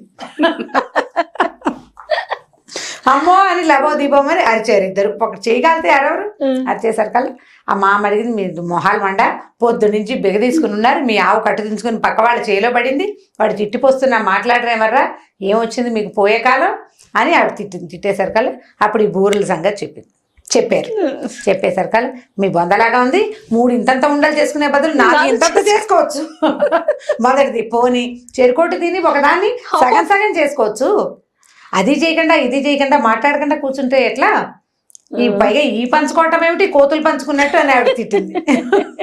ఊళ్ళో వాళ్ళందరూ తలా ఒక మాట అన్నారు, ఇంత బుద్ధి లేదు మీకు, ఇంతంత వయసులు వచ్చినాయి, ఇలాగైనా చేస్తారు, మాట్లాడకుండా ఉంటే మిగిలిన జనాలంతా ప్రపంచం అంతా ఏమైపోతుంది. 4 తిట్లు తిట్టి అందరూ ఎవరి దారిని వాళ్ళు పోయాక వీళ్ళిద్దరు మొహాలు చూసుకున్నారు. అవును హాఫ్ ఆఫ్ చేసుకోవాలని మనకి ఎందుకు తట్టలేదు, దాన్ని సగం చేసుకోవచ్చు. పోనీ ఆడది వండేటప్పుడు 2 మనుషులు ఉంటే చెరుకో 2 అని ప్లాన్ చేసి చెయ్యొద్దు, దానికి ప్లానింగ్ లేదు, తర్వాత ప్లానింగ్ లేదు. దాంతో ఇద్దరు ఏమనుకున్నారు, రాజీ పడ్డారనమాట. చూడు 2 వాతలు పడ్డాయి వృధాగా, నాకోటి నీకు 2, సరేలే నువ్వే తిను 2 అన్నాడు. నీకు 2 వాతలు పడ్డాయి, ఎందుకులే ఓ వాత తిన్నావు అనవసరంగా, నా వాళ్ళే కదా నువ్వే 2 తినండి. మళ్ళీ మొదలు స్టార్ట్, నువ్వు తినాలంటే నువ్వు తినాలి. కాసేపు అయిన తర్వాత పక్కింటి మామగారు వచ్చింది, ఒరే ఈసారి మీ ఇంట్లో సౌండ్ వచ్చిందంటే చంపేస్తాను, లేకపోతే వచ్చి ఆ కొడుకు నేను తీసేసుకుంటానంది అనేసరికల్లా వీళ్ళు అయ్యి బాబాయ్ అనుకుని సర్ది కొడుగులు సర్ది బూరెలు రాత్రి చేసింది, ముందు రోజు సాయంకాలం చేసిన మర్నాడు పొద్దుటికి బాగా సెటిల్ అయ్యి బాగుంటాయి, మధ్యాహ్నానికి బాగుండవు, పొద్దుటికి బాగుంటాయి. ఆ మాట అనుకుని చెరుకో సగం విరుచుకుని తిని మెల్లిగా పనిలో పడ్డారు. ఈ కథ పిల్లలకి చెప్పచ్చు. ఇలా పంతానికి పోకూడదు, మొదటికి మోసం వస్తుంది. ఈ పంతాల్లోకి వెళ్ళకుండా షేర్ చేసుకోవటం ప్రతి విషయాన్ని, కొన్నాళ్ళకి ఆటోమేటిక్గా షేర్ చేసుకోవాల్సిన అవసరం లేకుండానే మన పని కూడా సెట్ అయిపోతుంది, మన పని సెట్ అయిపోతుంది. ఆ మాట చెప్పాలి పిల్లలకి, షేర్ చేయండి, షేర్ చేసుకోండి అని చెప్తూ ఉండాలి. కొట్టుకుంటారు పిల్లలు, కొట్టుకోకుండా ఎట్లా, పిల్లలు అన్నాక ఏజ్ గ్యాప్ ఎక్కువ ఉన్నా కొట్టుకుంటారు, ఏజ్ గ్యాప్ తక్కువ ఉన్నా కొట్టుకుంటారు. కొట్టుకోవడం అనేది కామన్. ఒక ఏజ్ వచ్చాక, ఒక 13-14 ఏళ్ళు వచ్చాక తగ్గుతుంది. పెద్ద పిల్లలు కొంచెం పెద్ద పిల్లలు అవుతారు, చిన్న పిల్లలు పెద్దవాళ్ళు అవడానికి ప్రయత్నం చేస్తూ ఉంటారు. ఆ దశకు వచ్చాక తగ్గిపోతుంది. పైగా దూరంగా ఒక పిల్ల చదువుకి బయటికి వెళ్ళింది అనుకో, తర్వాత వెనక పిల్ల మీద జాగ్రత్త వస్తుంది, వాళ్ళకే వస్తాయి, క్రమంగా వస్తాయి. ఇట్లా తగాదాలినప్పుడు పిల్లల్ని డివైడ్ అండ్ రూల్ చేయాలి. ఎప్పుడు మనం అనుకుంటూ ఉంటాం, పిల్లల్ని డివైడ్ అండ్ రూల్ చేస్తే కనుక కంఫర్టబుల్ గా ఆటే గొడవలు లేకుండా మేనేజ్ చేసుకోవచ్చు. ఈ స్టోరీని బుర్రలో పెట్టుకోండి. ఎప్పటికప్పుడు ఈ కుడుముల కథ, ఈ కుడుములు అనకూడదు, ఏమంటారు పూర్ణాల కథ చెప్పుకోవాలి. చాలా బాగుంది రమ్మగారు, థ్యాంక్ యూ అండి. ఓకే జయ. ఈ వీడియో కనుక మీకు నచ్చినట్లయితే లైక్ చేయండి, షేర్ చేయండి. మరిన్ని వీడియోస్ కోసం మా ఛానల్ని సబ్స్క్రైబ్ చేసుకోండి. Welcome to our channel. ఈ రోజు మనతో పాటు స్టోరీ టెల్లర్ రమ్మగారు ఉన్నారు. నమస్తే రమ్మగారు. నమస్తే జయ. రమ్మగారు, చిన్నపిల్లలకి, ముఖ్యంగా చిన్నపిల్లల దగ్గర నుంచి ప్రతి ఒక్కరికి ఉంటుంది, మనం చిన్నప్పటి నుంచే కంట్రోల్ చేయాలి కాబట్టి నేను చిన్నపిల్లలు అంటున్నా. ఈర్ష్య, అసూయ, పక్కన పిల్లల్ని చూసి వాళ్ళకి అది ఉంది మనకు లేదు, లేకపోతే వాళ్ళు బాగా చదువుకుంటున్నారు నేను చదవలేకపోతున్నాను, వారి దగ్గర మంచి మంచి టాయ్స్ ఉన్నాయి నా దగ్గర లేవు, ఇలా ఈర్ష్య పడుతూ అసూయ పడుతూ ఉంటారు. చిన్నప్పుడు మనం ఏదో బుజ్జగించేస్తాము, సమాధానించేస్తాము, అయిపోతుంది. కానీ అదే పెరిగి పెద్దయినా కూడా ఆ క్వాలిటీ ఉందంటే చాలా ఇబ్బంది పడతారండి బయట సొసైటీలో. సో చిన్నప్పటి నుంచి మనం ఎలా కంట్రోల్ చేయాలి, దీనికి సంబంధించి మీ స్టైల్లో ఒక కథ రూపంలో చెప్దాం. ఈర్ష్య అసూయలు సహజమైన లక్షణాలు చేయాలి, అదేదో విపరీతమైన క్వాలిటీ అనడానికి వీలు లేదు, సహజంగా అందరికీ ఉంటుంది. ఇప్పుడు ఓ వస్తువు ఏదైనా చూస్తే అబ్బా నాకు కూడా కావాలనిపిస్తుంది, వీళ్ళు ఎక్కడి నుంచి తెచ్చేసుకున్నారో అనిపిస్తుంది, అంటే ఒక తీవ్రమైన భావం కలుగుతుంది. ఒక క్షణం అయ్యాక ఏమవుతుందంటే బుద్ధి దాన్ని కంట్రోల్ చేస్తుంది. ఎలా వీళ్ళ దగ్గర డబ్బులు ఉన్నాయి వాళ్ళు కొనుక్కోగలిగారని కానీ, లేకపోతే తనకు సూట్ అయింది ఈ వస్తువు అందుకని వాళ్ళు వేసుకున్నారని కానీ, పెద్దయ్యాక నేను కొనుక్కుంటానని కానీ, అలా ఏదైనా బుద్ధి ఈ లోపల కలిగిన ఈ తీవ్రమైన భావజాలాన్ని అణుస్తుంది. ఈ భావం కలగకుండా దేనైనా చూస్తే ఆసక్తి కలగకుండా మనుషులు ఉండరు, చిన్నపిల్లలైనా పెద్దవాళ్ళైనా. కాకపోతే ఏంటంటే దాన్ని క్యారీ చేసి, ఈ కలిగిన తీవ్రమైన భావాన్ని క్యారీ చేసి ఎలాగైనా అవతల వస్తువుని సాధించాలని ప్రయత్నం చేస్తూ దానికోసం అవతల వాళ్ళని ఇబ్బంది అయినా పెట్టాలనే గుణాలు కనుక డెవలప్ అయితే కష్టం. పిల్లల్లో హిడెన్గా ఉంటాయి అవి. మనలో కూడా మనుషుల్లో దాచుకుంటాం కదా. నాకు కుళ్ళుగా ఉంది, నేను చూస్తే నాకు కుళ్ళుగా ఉందని ఎవరు చెప్పరు. నువ్వు భలే బాగున్నావు అంటారు. నీ మీద కలిగిన కుళ్ళుని వాళ్ళు దాచిపెట్టుకుంటారు.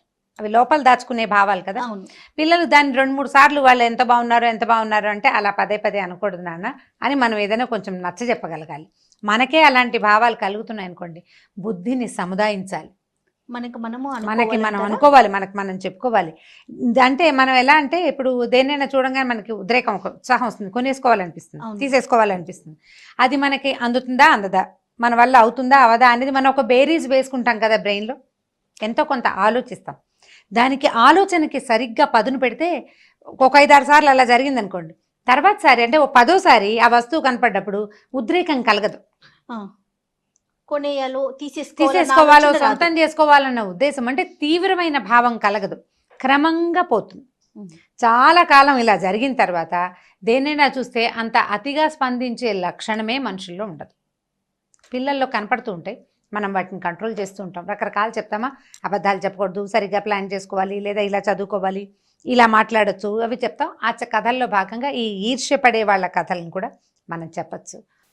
మహాభారత కథలు చెప్తాం మనం. మహాభారతంలో దుర్యోధనుడు చాలా ఈర్ష్యాసూయ కలిగిన వాడు, అతని వల్లే ఇదా పాడైంది చెప్తాం కదా. అట్లా చెప్పడానికి బోల్డ్ కథలు ఉన్నాయి. ఓకే, ఒక కథ చెప్తాం. ఒక రాజుగారికి ఒక భార్య ఉంది, ఒక కూతురు పుట్టింది.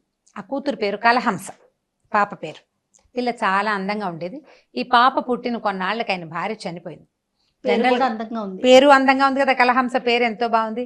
అప్పుడు రాజుగారు ఏం చేశారంటే, పిల్ల పెంపకం కావాలి ఒకటి, రెండోది రాజులు భార్యలు లేకుండా ఉండటం అప్పట్లో విధానం కాదు, ఇది పాత కాలపు కథ. ఈయన ఏం చేశాడంటే బాగా వెతికి ఒక అందమైన అమ్మాయిని పెళ్లి చేసుకున్నాడు.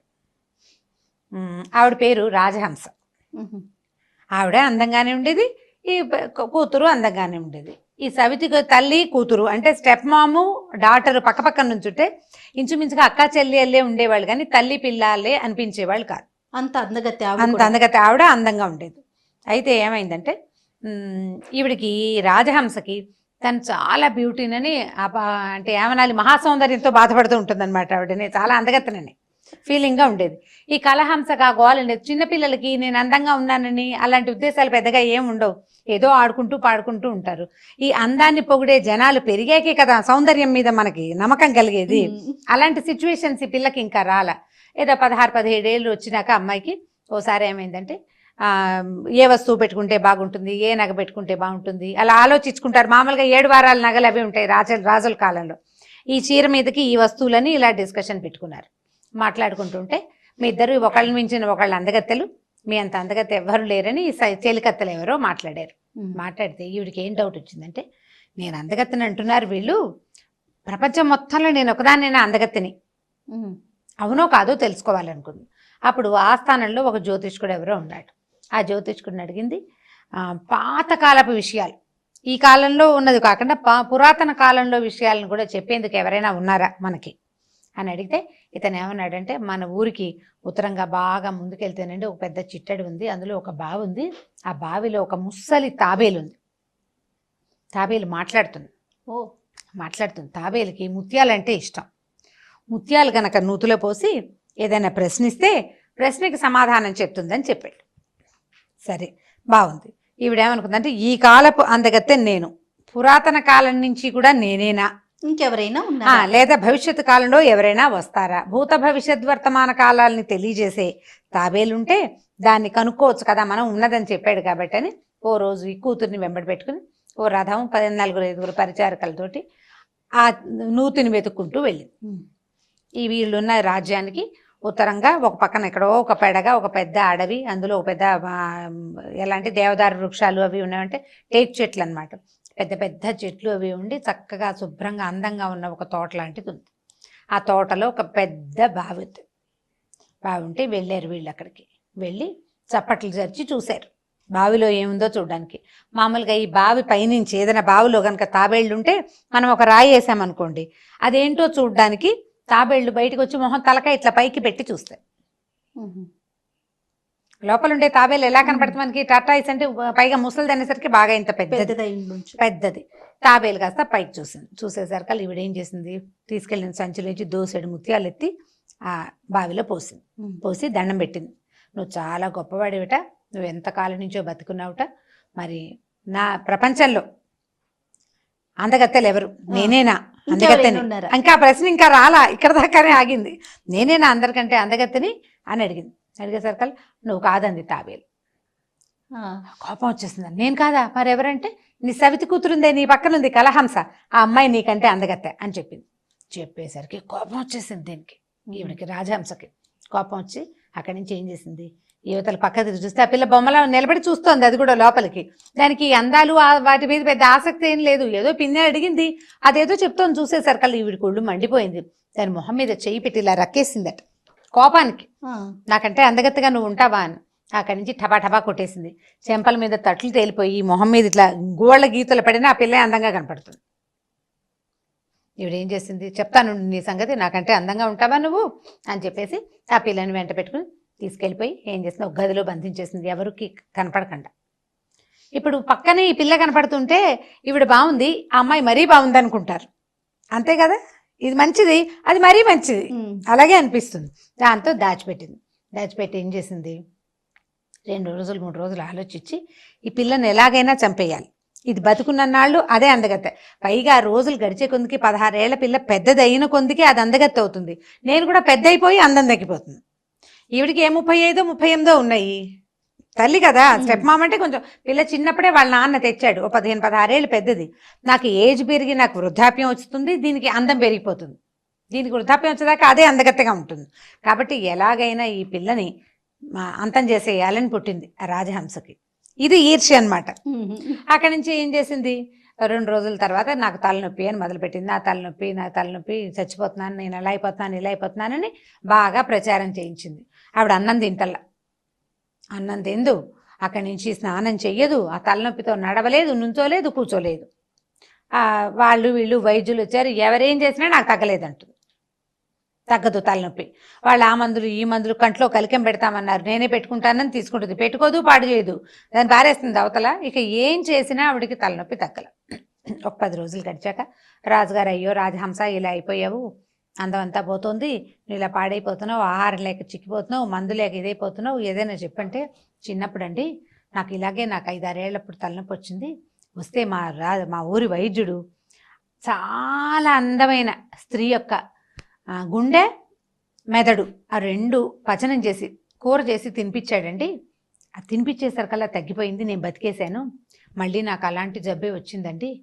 చాలా అందమైన స్త్రీ ఎవరైనా వాళ్ళని చంపి గుండె మెదడు 2 గనక వండి కూర చేసి కనుక పెడితే నేను బతుకుంటాను అనేసరికి నేను నిర్ఘాంతపోయాడు. ఏమిటి, మనిషి మాంసమా అంటే మరి వైద్యానికి తప్పదు కదండి. వైద్యానికి ఏదైనా గొర్రె మెదడులు తింటారు మనుషులు, తర్వాత మామూలుగా మేకల మెదడు కూడా తింటారు కదా, బ్రెయిన్. అలాగే ఇది కూడా వైద్యానికి మరి తప్పదు. మరి ఏం చేయను, నా తలనొప్పి చూడండి ఎలా అయిపోయానో, నాకు అసలు ఎంతో బాధగా ఉంది. మన రాజ్యంలో అత్యంత అందగత్తె మనమ్మాయే. క్లూ కూడా చెప్పేసింది, మనమ్మాయే అందరికంటే అందగత్తె. పాపం నా చేతులు రావట్లేదు కానీ ఆ పిల్ల వస్తే కానీ నేను బతకను, మీ ఇష్టం, మీ కూతురు కావాలో భార్య కావాలో తేల్చుకోండి. ఇలాగే ఈ తలనొప్పితో కుంగి కృషించి కునారెళ్ళిపోయి నేను చచ్చిపోతాను. పెళ్ళానికి వైద్యం కూడా చేయించలేదనే చెడ్డ పేరు మీకు వస్తుంది. వైద్యం తెలిసి కూడా చేయించలేదని ప్రచారం అవుతుంది. ఇప్పుడు నేను చెప్పా కదా, ఫలానా పని చేస్తే నా జబ్బు తగ్గిపోతుందని చెప్పాను, అయినా కూడా మీరు చేయటం లేదంటే మీ సంగతి మీరు ఆలోచించుకుంటుంది. ఇంకేం చేయాలో అర్థం కాలే. పిల్లని చంపేయడానికి చూస్తుంది ఇది అని అర్థమైపోయింది ఆయనకి. సరే, ఒక 5-6 రోజుల తర్వాత ఏం చేశాడు, ఆ కూతురు దగ్గరికి వెళ్ళాడు. ఆ మొహం మీద గీతలు, చెంపల మీద తట్లు కనపడుతున్నాయి ఆ పిల్లకి. ఇదేమిటమ్మా, నిన్ను ఎవరు కొట్టారంటే, పిన్నే కొట్టింది నాన్న, ఫలానా నువ్వు దగ్గరికి వెళ్ళాం, ఆ తాబేలేమో పిన్ని కంటే నేనే అందగత్తనని చెప్పింది, పిన్నికి కోపం వచ్చింది, అందుకని నన్ను కొట్టింది అంటే, కొట్టడం కాదమ్మా ఇప్పుడు చంపేయడానికి చూస్తుంది ఏకంగాను. ఇది నీ గుండె నీ మెదడు కావాలని అడుగుతుందంటే, భోర్మ నిడిచి పిల్ల నాన్న నన్ను చంపేస్తావా పిన్ని కోసం. అయ్యో ఎందుకు చంపుతానమ్మా, ఏదైనా ఉపాయం ఆలోచిస్తానని ఈయన ఏం చేశాడు, అక్కడి నుంచి పక్క దేశపు రాజుగారు ఈయనకి ఫ్రెండ్, ఆ ఫ్రెండ్కి కబురు చేశాడు, ఏంటంటే ఒక దశలో వాళ్ళిద్దరు చదువుకునేటప్పుడు నీకు ఆడపిల్ల పుడితే మా అబ్బాయికి ఇవ్వు, మాకు ఆడపిల్ల పుడితే మీ అబ్బాయికి ఇస్తానని మాట్లాడుకున్నారు. మా పిల్ల తయారుగా ఉంది, మీ అబ్బాయిని పంపిస్తే రహస్యంగా పెళ్లి చేసి పంపిస్తాను, నాకు ఇక్కడ ఒక సమస్య ఉందని ఆయనకు ఒక ఉత్తరం రాసి పంపించాడు. పంపించేసరికల్లా ఆ పెళ్లి కొడుకు కాస్త సూరసేనుడు వచ్చేసాడు ఈ పిల్లని తీసుకెళ్ళటానికి. రహస్యంగా అంతఃపురంలో ఎవరికి కనపడకుండా తూతూ మంత్రంగా పెళ్లి చేసేసి పిల్లనిచ్చి పంపించేశాడు. ఈయన పంపేశాడు. మరి ఇక్కడే ఉంటే పిల్ల చంపేస్తుంది, ఈయనతోటి కాకపోతే ఇంకో రకంగా అయినా చంపడానికి రెడీగానే ఉంది. పంపించేశాడు. పంపించి ఏం చేశాడు, వీళ్ళ తలార్లని ఇద్దరిని పిలిచి, ఒరే కాస్త పెద్ద సైజు గొర్రెపోతుంది వెతికి దాని గుండె దాని మెదడు పట్టుకురండిరా అని చెప్పి గుండె మెదడు తెప్పించాడు. గొర్రెకేముంది, బోళ్ళు గొర్రెలు. అక్కడి నుంచి కూర పదార్థం చేయించి ఏడుస్తూ ఆ కూరను పుచ్చుకొచ్చి ఈవిడికి చేతిలో పెట్టాడు. అమ్మాయిని చంపించేశాను, ఇదిగో గుండె కూర, ఇదిగో మెదడు కూర, ఇవి రెండు తిని నువ్వు ఆరోగ్యం సంతరించుకో. పిల్ల కూడా వెళ్ళేటప్పుడు చచ్చిపోతూ నాన్న పిన్ని జాగ్రత్త, ఆరోగ్యం జాగ్రత్త నీ పేరే చెప్పింది అని చెప్పాడు.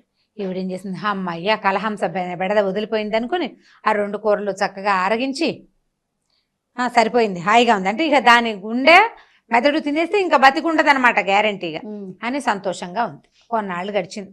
ఈ వెళ్ళిపోయిన పెళ్లి కూతురు సూరసేనుడితో పాటు వెళ్ళిపోయింది కదా పక్క రాజ్యానికి, హ్యాపీగా భర్తతో సుఖంగా ఉంది అక్కడ.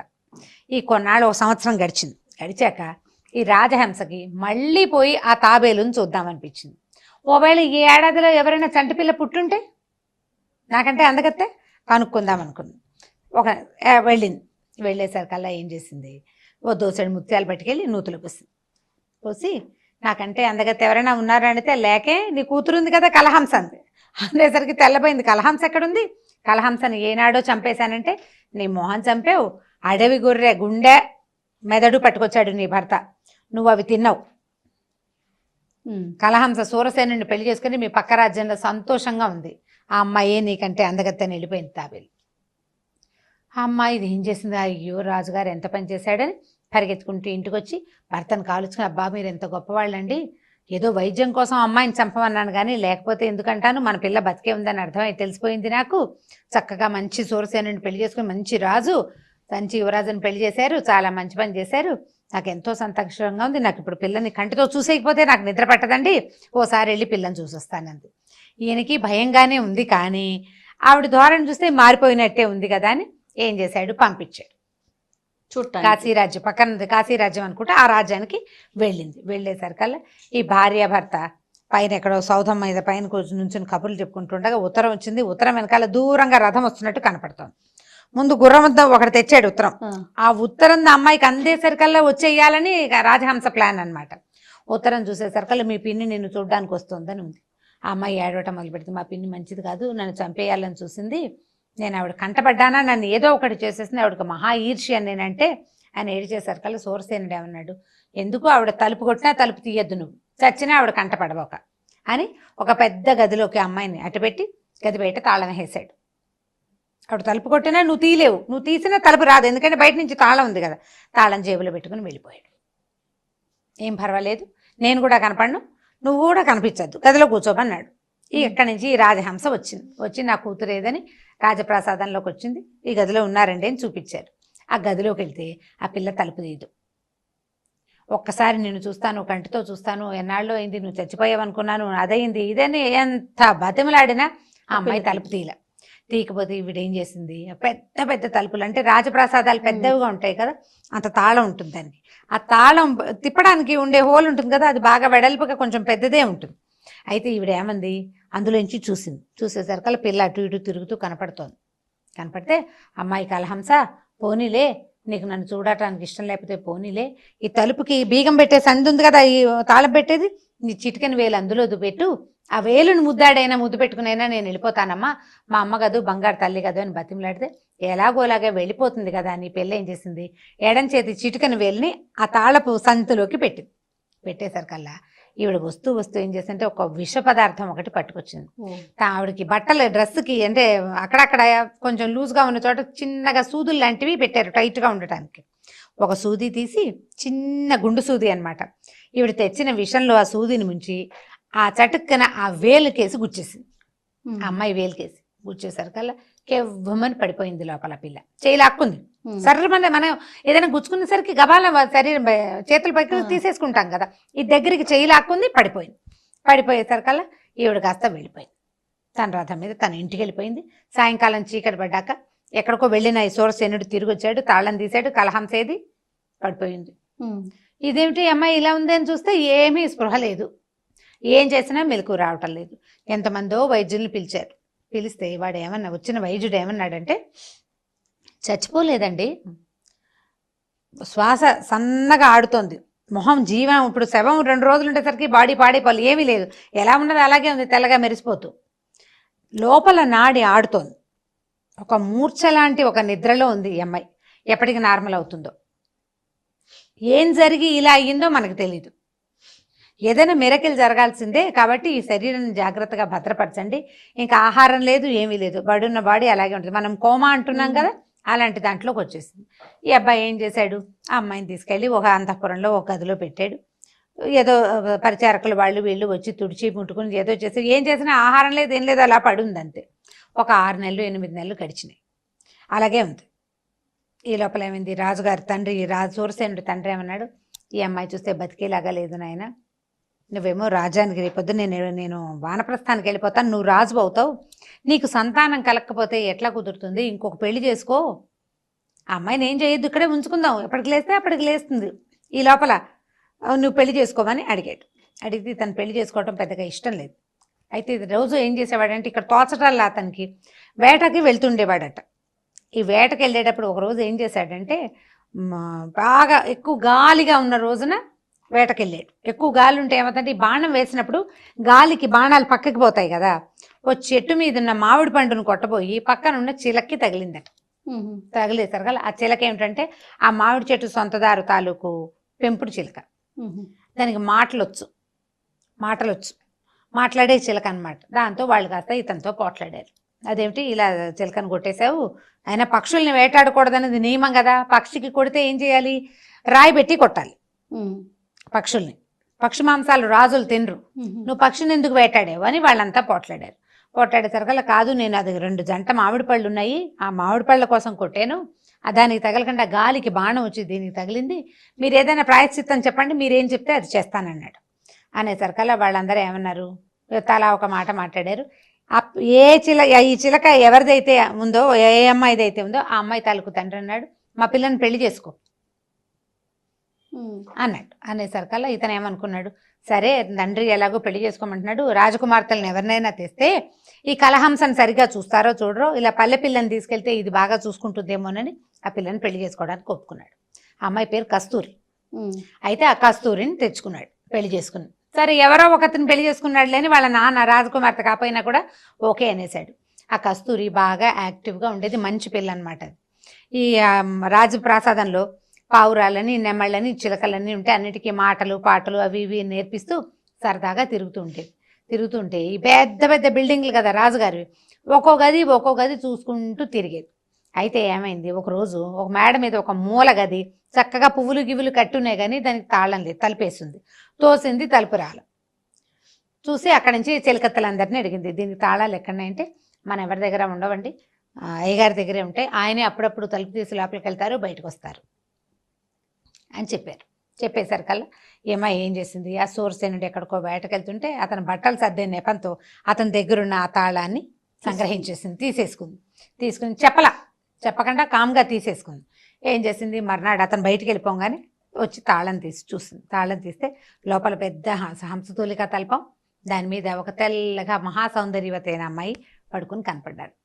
ఇదేమిటి ఇట్లా బొమ్మలాగా ఉంది, బొమ్మలా పడుకుంది, కదలిక లేదు. ఇప్పుడు నిద్రపోతున్నా కూడా కాస్త కనుగుడ్లు కదలటమో కాలు వేళ్ళు కదలటమో ఉండాలి కదా, జీవం ఉన్నట్టే ఉంది, ఎప్పుడు బయట చూసినట్లేదు, బొమ్మలాగా ఉందని ఏం చేసింది, ముట్టుకుని చూస్తే మనిషి స్పర్శ తెలుస్తుంది.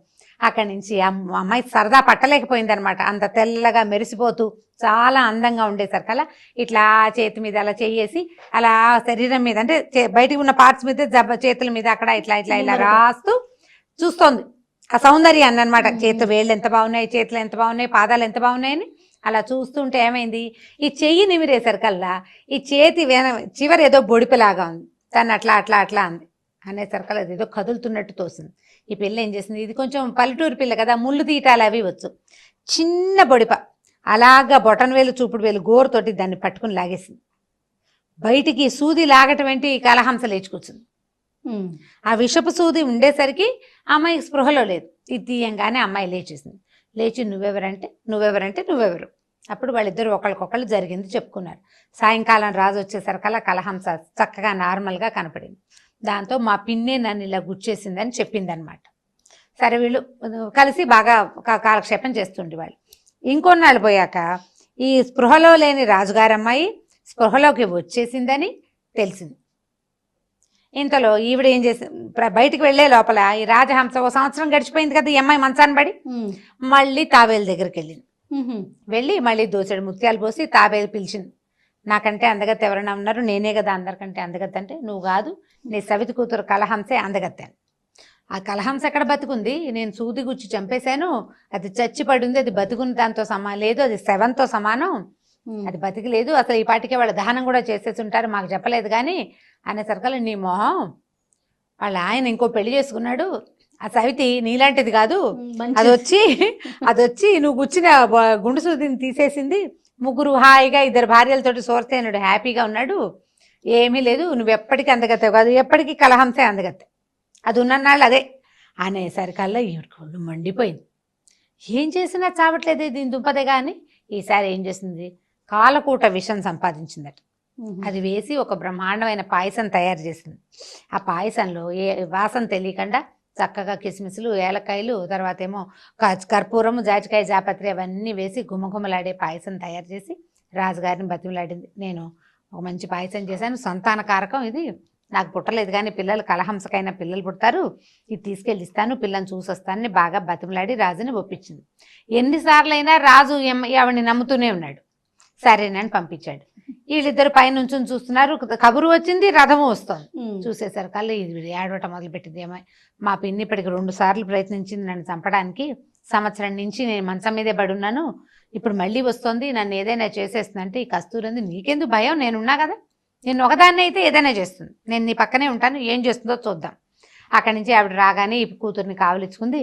నీకోసం బ్రహ్మాండమైన పాయసం చేశానమ్మా, పాయసం తాగు, ఎంతో బాగుంటుందంటే, ఈ కస్తూరి ఉంది, పాయసాలు వాళ్ళు వీళ్ళు తెస్తే మేము తాగమండి, మా దగ్గర ఒక రూలు, ఎవరైనా ఏదైనా వస్తువు చేసుకొస్తే ముందు వాళ్ళు తాగాలి, మీరు తాగాక అప్పుడు మేము తీసుకుంటాం అనేసరికల్ ఇప్పుడు ఒప్పుకోవాలి. ఇంకా నయం, ఇది పిల్లలు పుట్టేందుకోసం చేశాను, మా పిల్ల పెళ్ళి 2-3 ఏళ్ళు అయిపోయింది కదా, సంతానం కోసం చేశానంటే, మరి మీకు లేదుగా సంతానం, మీరు తాగండి అంటుంది. ఇక ఇద్దరు వాదించుకుంటారు. ఆవిడ ఎలాంటి పరిస్థితుల్లో అయినా ఈ కలహంసకు తాగిచ్చేయడానికి చిన్న కప్పులో వేసి నోటి దగ్గర పెట్టి బలవంతం చేస్తుంటే, ఈ అమ్మాయి ఏం చేసింది, కస్తూరి, ఈ అమ్మాయి కొంచెం పల్లెటూరుది కదా, ఆవిడని ఇట్లా రెక్కలు విరిచి పట్టుకుని ఆ పాయసాన్ని ఎత్తి గొంతులో పోసేసింది. మీరు తాగేయండి, మీరు ఎలా ఉంటారో చూసాక అప్పుడు మేము తాగుతానులేండి అని. ఇక అవో అనడానికి వీలు లేకుండా అక్క గట్టిగా ముక్కు మూసేసాయి అని అనేసరికల్లా, ముక్కు మూసేసరికి గుటకబడిపోతుంది కదా, ముక్కు మూసేసరికల్లా ఈ గుటకబడి లోపలికి పాయసం వెళ్ళంగానే ఆవిడ గిలగిలా కొట్టుకుని ఆ రాజహంస కాస్త చచ్చిపడిపోయింది. అమ్మయ్య ఈవిడ పీడ విరగడైందని అక్కడి నుంచి రథాన్ని పిలిచి, ఈవిడిని ఎవరు తెచ్చాడు, ఈ శరీరాన్ని రథంలో వేసుకుని ఎక్కడి నుంచి తెచ్చావో అక్కడికే తీసుకెళ్ళు, మా రాజ్యంలో ఉండటానికి వీల్లేదని చెప్పి ఆవిడ తెచ్చిన పాయసం కప్పు గిన్నెతో సహా రథంలో పెట్టి వెనక్కి పంపించేశారు. ఆవిడే తాగిపోయింది అనుకుంటారు, మనం ఏమైనా చేసామని వాళ్ళు ఎందుకు అనుకోవాలి.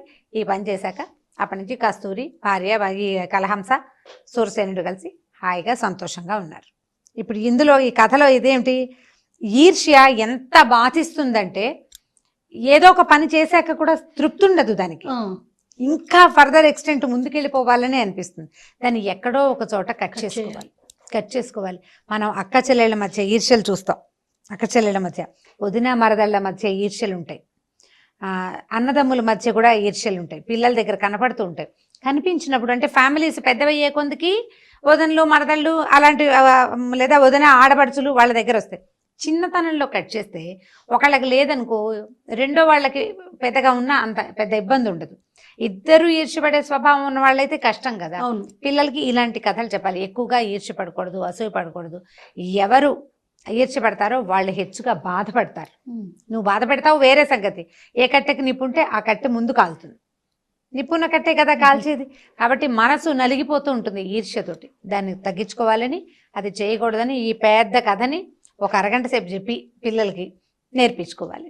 సూపర్ రమ్మగారు. అవసరమైతే ఒక 2-3 పార్టులుగా కూడా చెప్పుకోవచ్చు. చాలా బాగుందండి. పిల్లలకి చెప్తానికి ముందు దీనిలో ఒక కాన్సెప్ట్ ఉంది మనకి. అవును, చాలా బాగుందండి. ఇంకొక స్టోరీతో మళ్ళీ కలుద్దాం రమ్మగారు. నమస్తే. నమస్తే జయ. ఈ వీడియో కనుక మీకు నచ్చినట్లయితే లైక్ చేయండి, షేర్ చేయండి. మరిన్ని వీడియోస్ కోసం మా ఛానల్ని సబ్స్క్రైబ్ చేసుకోండి. నమస్తే రమ్మగారు. నమస్తే జయ. రమగారు, మన భారతదేశం యొక్క చిత్రపటం చూడగానే మనకి నీరు, కొండలు, సముద్రాలు ఇవన్నీ ఎక్కువ కనిపిస్తూ ఉంటాయి. రకరకాల పర్వతాలు, అందులో వింధ్య పర్వతాలు ఒకటి. ఒకప్పుడు చూసుకుంటే చాలా ఎక్కువగా పెద్దగా ఉండేవనేవారు. కానీ ఇప్పుడు చూస్తూ ఉంటే కాలక్రమేణా అవి చాలా చిన్నగా అయిపోతూ వస్తున్నాయి. దీనికి సంబంధించి సైంటిఫిక్గా ఏదైనా రీజన్ ఉందా? అసలు ఎందుకు చిన్నగా అయిపోతున్నాయి? దీనికి సంబంధించి అసలు ఏమన్నా ఒక పురాణ కథలు కానీ అలాంటివి ఏమన్నా ఉన్నాయండి? కొండలు అరిగిపోవటానికి ఇప్పుడు మనం తవ్వేస్తున్నాం. సైంటిఫిక్ రీజన్ కాదు, టెక్నికల్ రీజన్, ప్రాక్టికల్ రీజన్. మనమే తవ్వేసేయటం. ఎందుకంటే వరకు బంజారా హిల్స్, జూబ్లీ హిల్స్ అంటే నిజంగా హిల్స్ లాగానే ఉండేవి. ఇప్పుడు హిల్స్ హిల్స్ లేవు, ఏం లేవు, చాలా తగ్గిపోయినాయి కదా. శ్రీనగర్ కాలనీలో కూడా కొండలు కనపడేవి మా చిన్నప్పుడు. మేము హైదరాబాద్ వచ్చే రోజులంటే ఇవి 70s 80sలో బాగా కనపడేవి. నేను హైదరాబాద్ వచ్చి 90sలో కూడా ఇప్పుడు అసలు ఎక్కడా కొండలు గుట్టలు కనపడే, కొంచెం ఊరికి దూరంగా కనిపిస్తాయి. హిల్స్ అసలు లేనే లేవు. ఇవి మనమే మానవ తప్పిదాలు వల్లే అవి పోయినాయి. కొండలు, అడవులు అవన్నిటిని మనమే పాడు చేస్తాం. మన చేతిలో చేసుకునేది అవి మన కోసమే పెట్టాడు భగవంతుడు. వాటిని చిన్నవి చేసేసుకుని మనం పెద్దవాళ్ళం అయిపోతున్నాం అనమాట. అయితే ఈ వింధ్య పర్వతాల మీద ఒక చాలా ఇంట్రెస్టింగ్ కథ ఉంది జయ. దీనికి పురాణ కథ ఇది. అనుబంధంగా 2-3 కథలు కూడా చెప్పుకోవచ్చు. ఇదివరకట పర్వతాలకి రెక్కలు ఉండేవిట. పురాతన కాలంలో రెక్కలుంటే ఈ కొండలు ఆ రెక్కలతోటి ఎక్కడికి కావాలంటే అక్కడికి వెళ్ళిపోయేవి. ఇంతంత కొండకి రెక్కలు ఉండేవి. అది నేను ఇక్కడ ఉండను, అక్కడ మా మామయ్య ఉన్నాడని మామయ్య గారింటికి ఈ కొండ మొత్తం ఎగిరి వెళ్ళేది. అలా వెళ్తూ ఉంటే ఏమైందట, ఇంద్రుడికి ఒకసారి అతను ఎక్కడికో వెళ్తూ ఉంటే ఈ కొండలు రెక్కలు కట్టుకుని ఎగురుతున్నటువంటి కొండలు పదే అడ్డం పడ్డంతో ఆయనకి చాలా కోపం వచ్చి వజ్రాయుధంతో ఈ కొండలకి రెక్కలు తెగొట్టేసేట. అన్నిటికీ రెక్కలు కట్ చేసేసాడు. కట్ చేస్తే ఎక్కడ రెక్కలు తెగిపడిపోయినాయో అక్కడక్కడ ఆ కొండలు కింద పడిపోయినాయి. మనం వింధ్య పర్వతాలు కానీ, ఆరావళి, అవి అలాంటి కొండలని మనం పడమటి కనుమలు ఇవి చెప్తాం కదా, ఆరావళి, ఈ కొండలన్నీ ఎక్కడైతే రెక్కలు ఆకాశంలో తెగిపోయినాయి, రెక్కలు డమీమని కింద భూమి మీద పడిపోయి అవి అక్కడే నుంచి ఉండిపోయినాయి అనమాట, పురాతన స్టోరీ కథ ప్రకారం. అయితే ఏంటంటే అప్పుడు ఈ రెక్కలు తెగిపోతున్న తరుణంలో ఈ అందరూ అన్ని పర్వతాల రెక్కలు తెగిపోయేటప్పుడు హిమవత్ పర్వతానికి ఒక కొడుకున్నాడట, పార్వతీదేవి తమ్ముడు, మైనాకుడు అతని పేరు. మైనాకుడు వాళ్ళ అమ్మ పేరు మేనా, పార్వతీదేవి తల్లి పేరు మేనా. మేనాదేవి తాలూకు కూతురు పార్వతి, మైనాకుడు అనే ఒక కుర్రాడు, వాడు కూడా కొండే. ఈ కొండ భయపడి పరిగెత్తాడు. ఇంద్రుడు వచ్చేస్తున్నాడు వెనకాలని. ఈ పరిగెడుతున్నప్పుడు వాయుదేవుడికి హిమవత్ పర్వతానికి చాలా స్నేహం.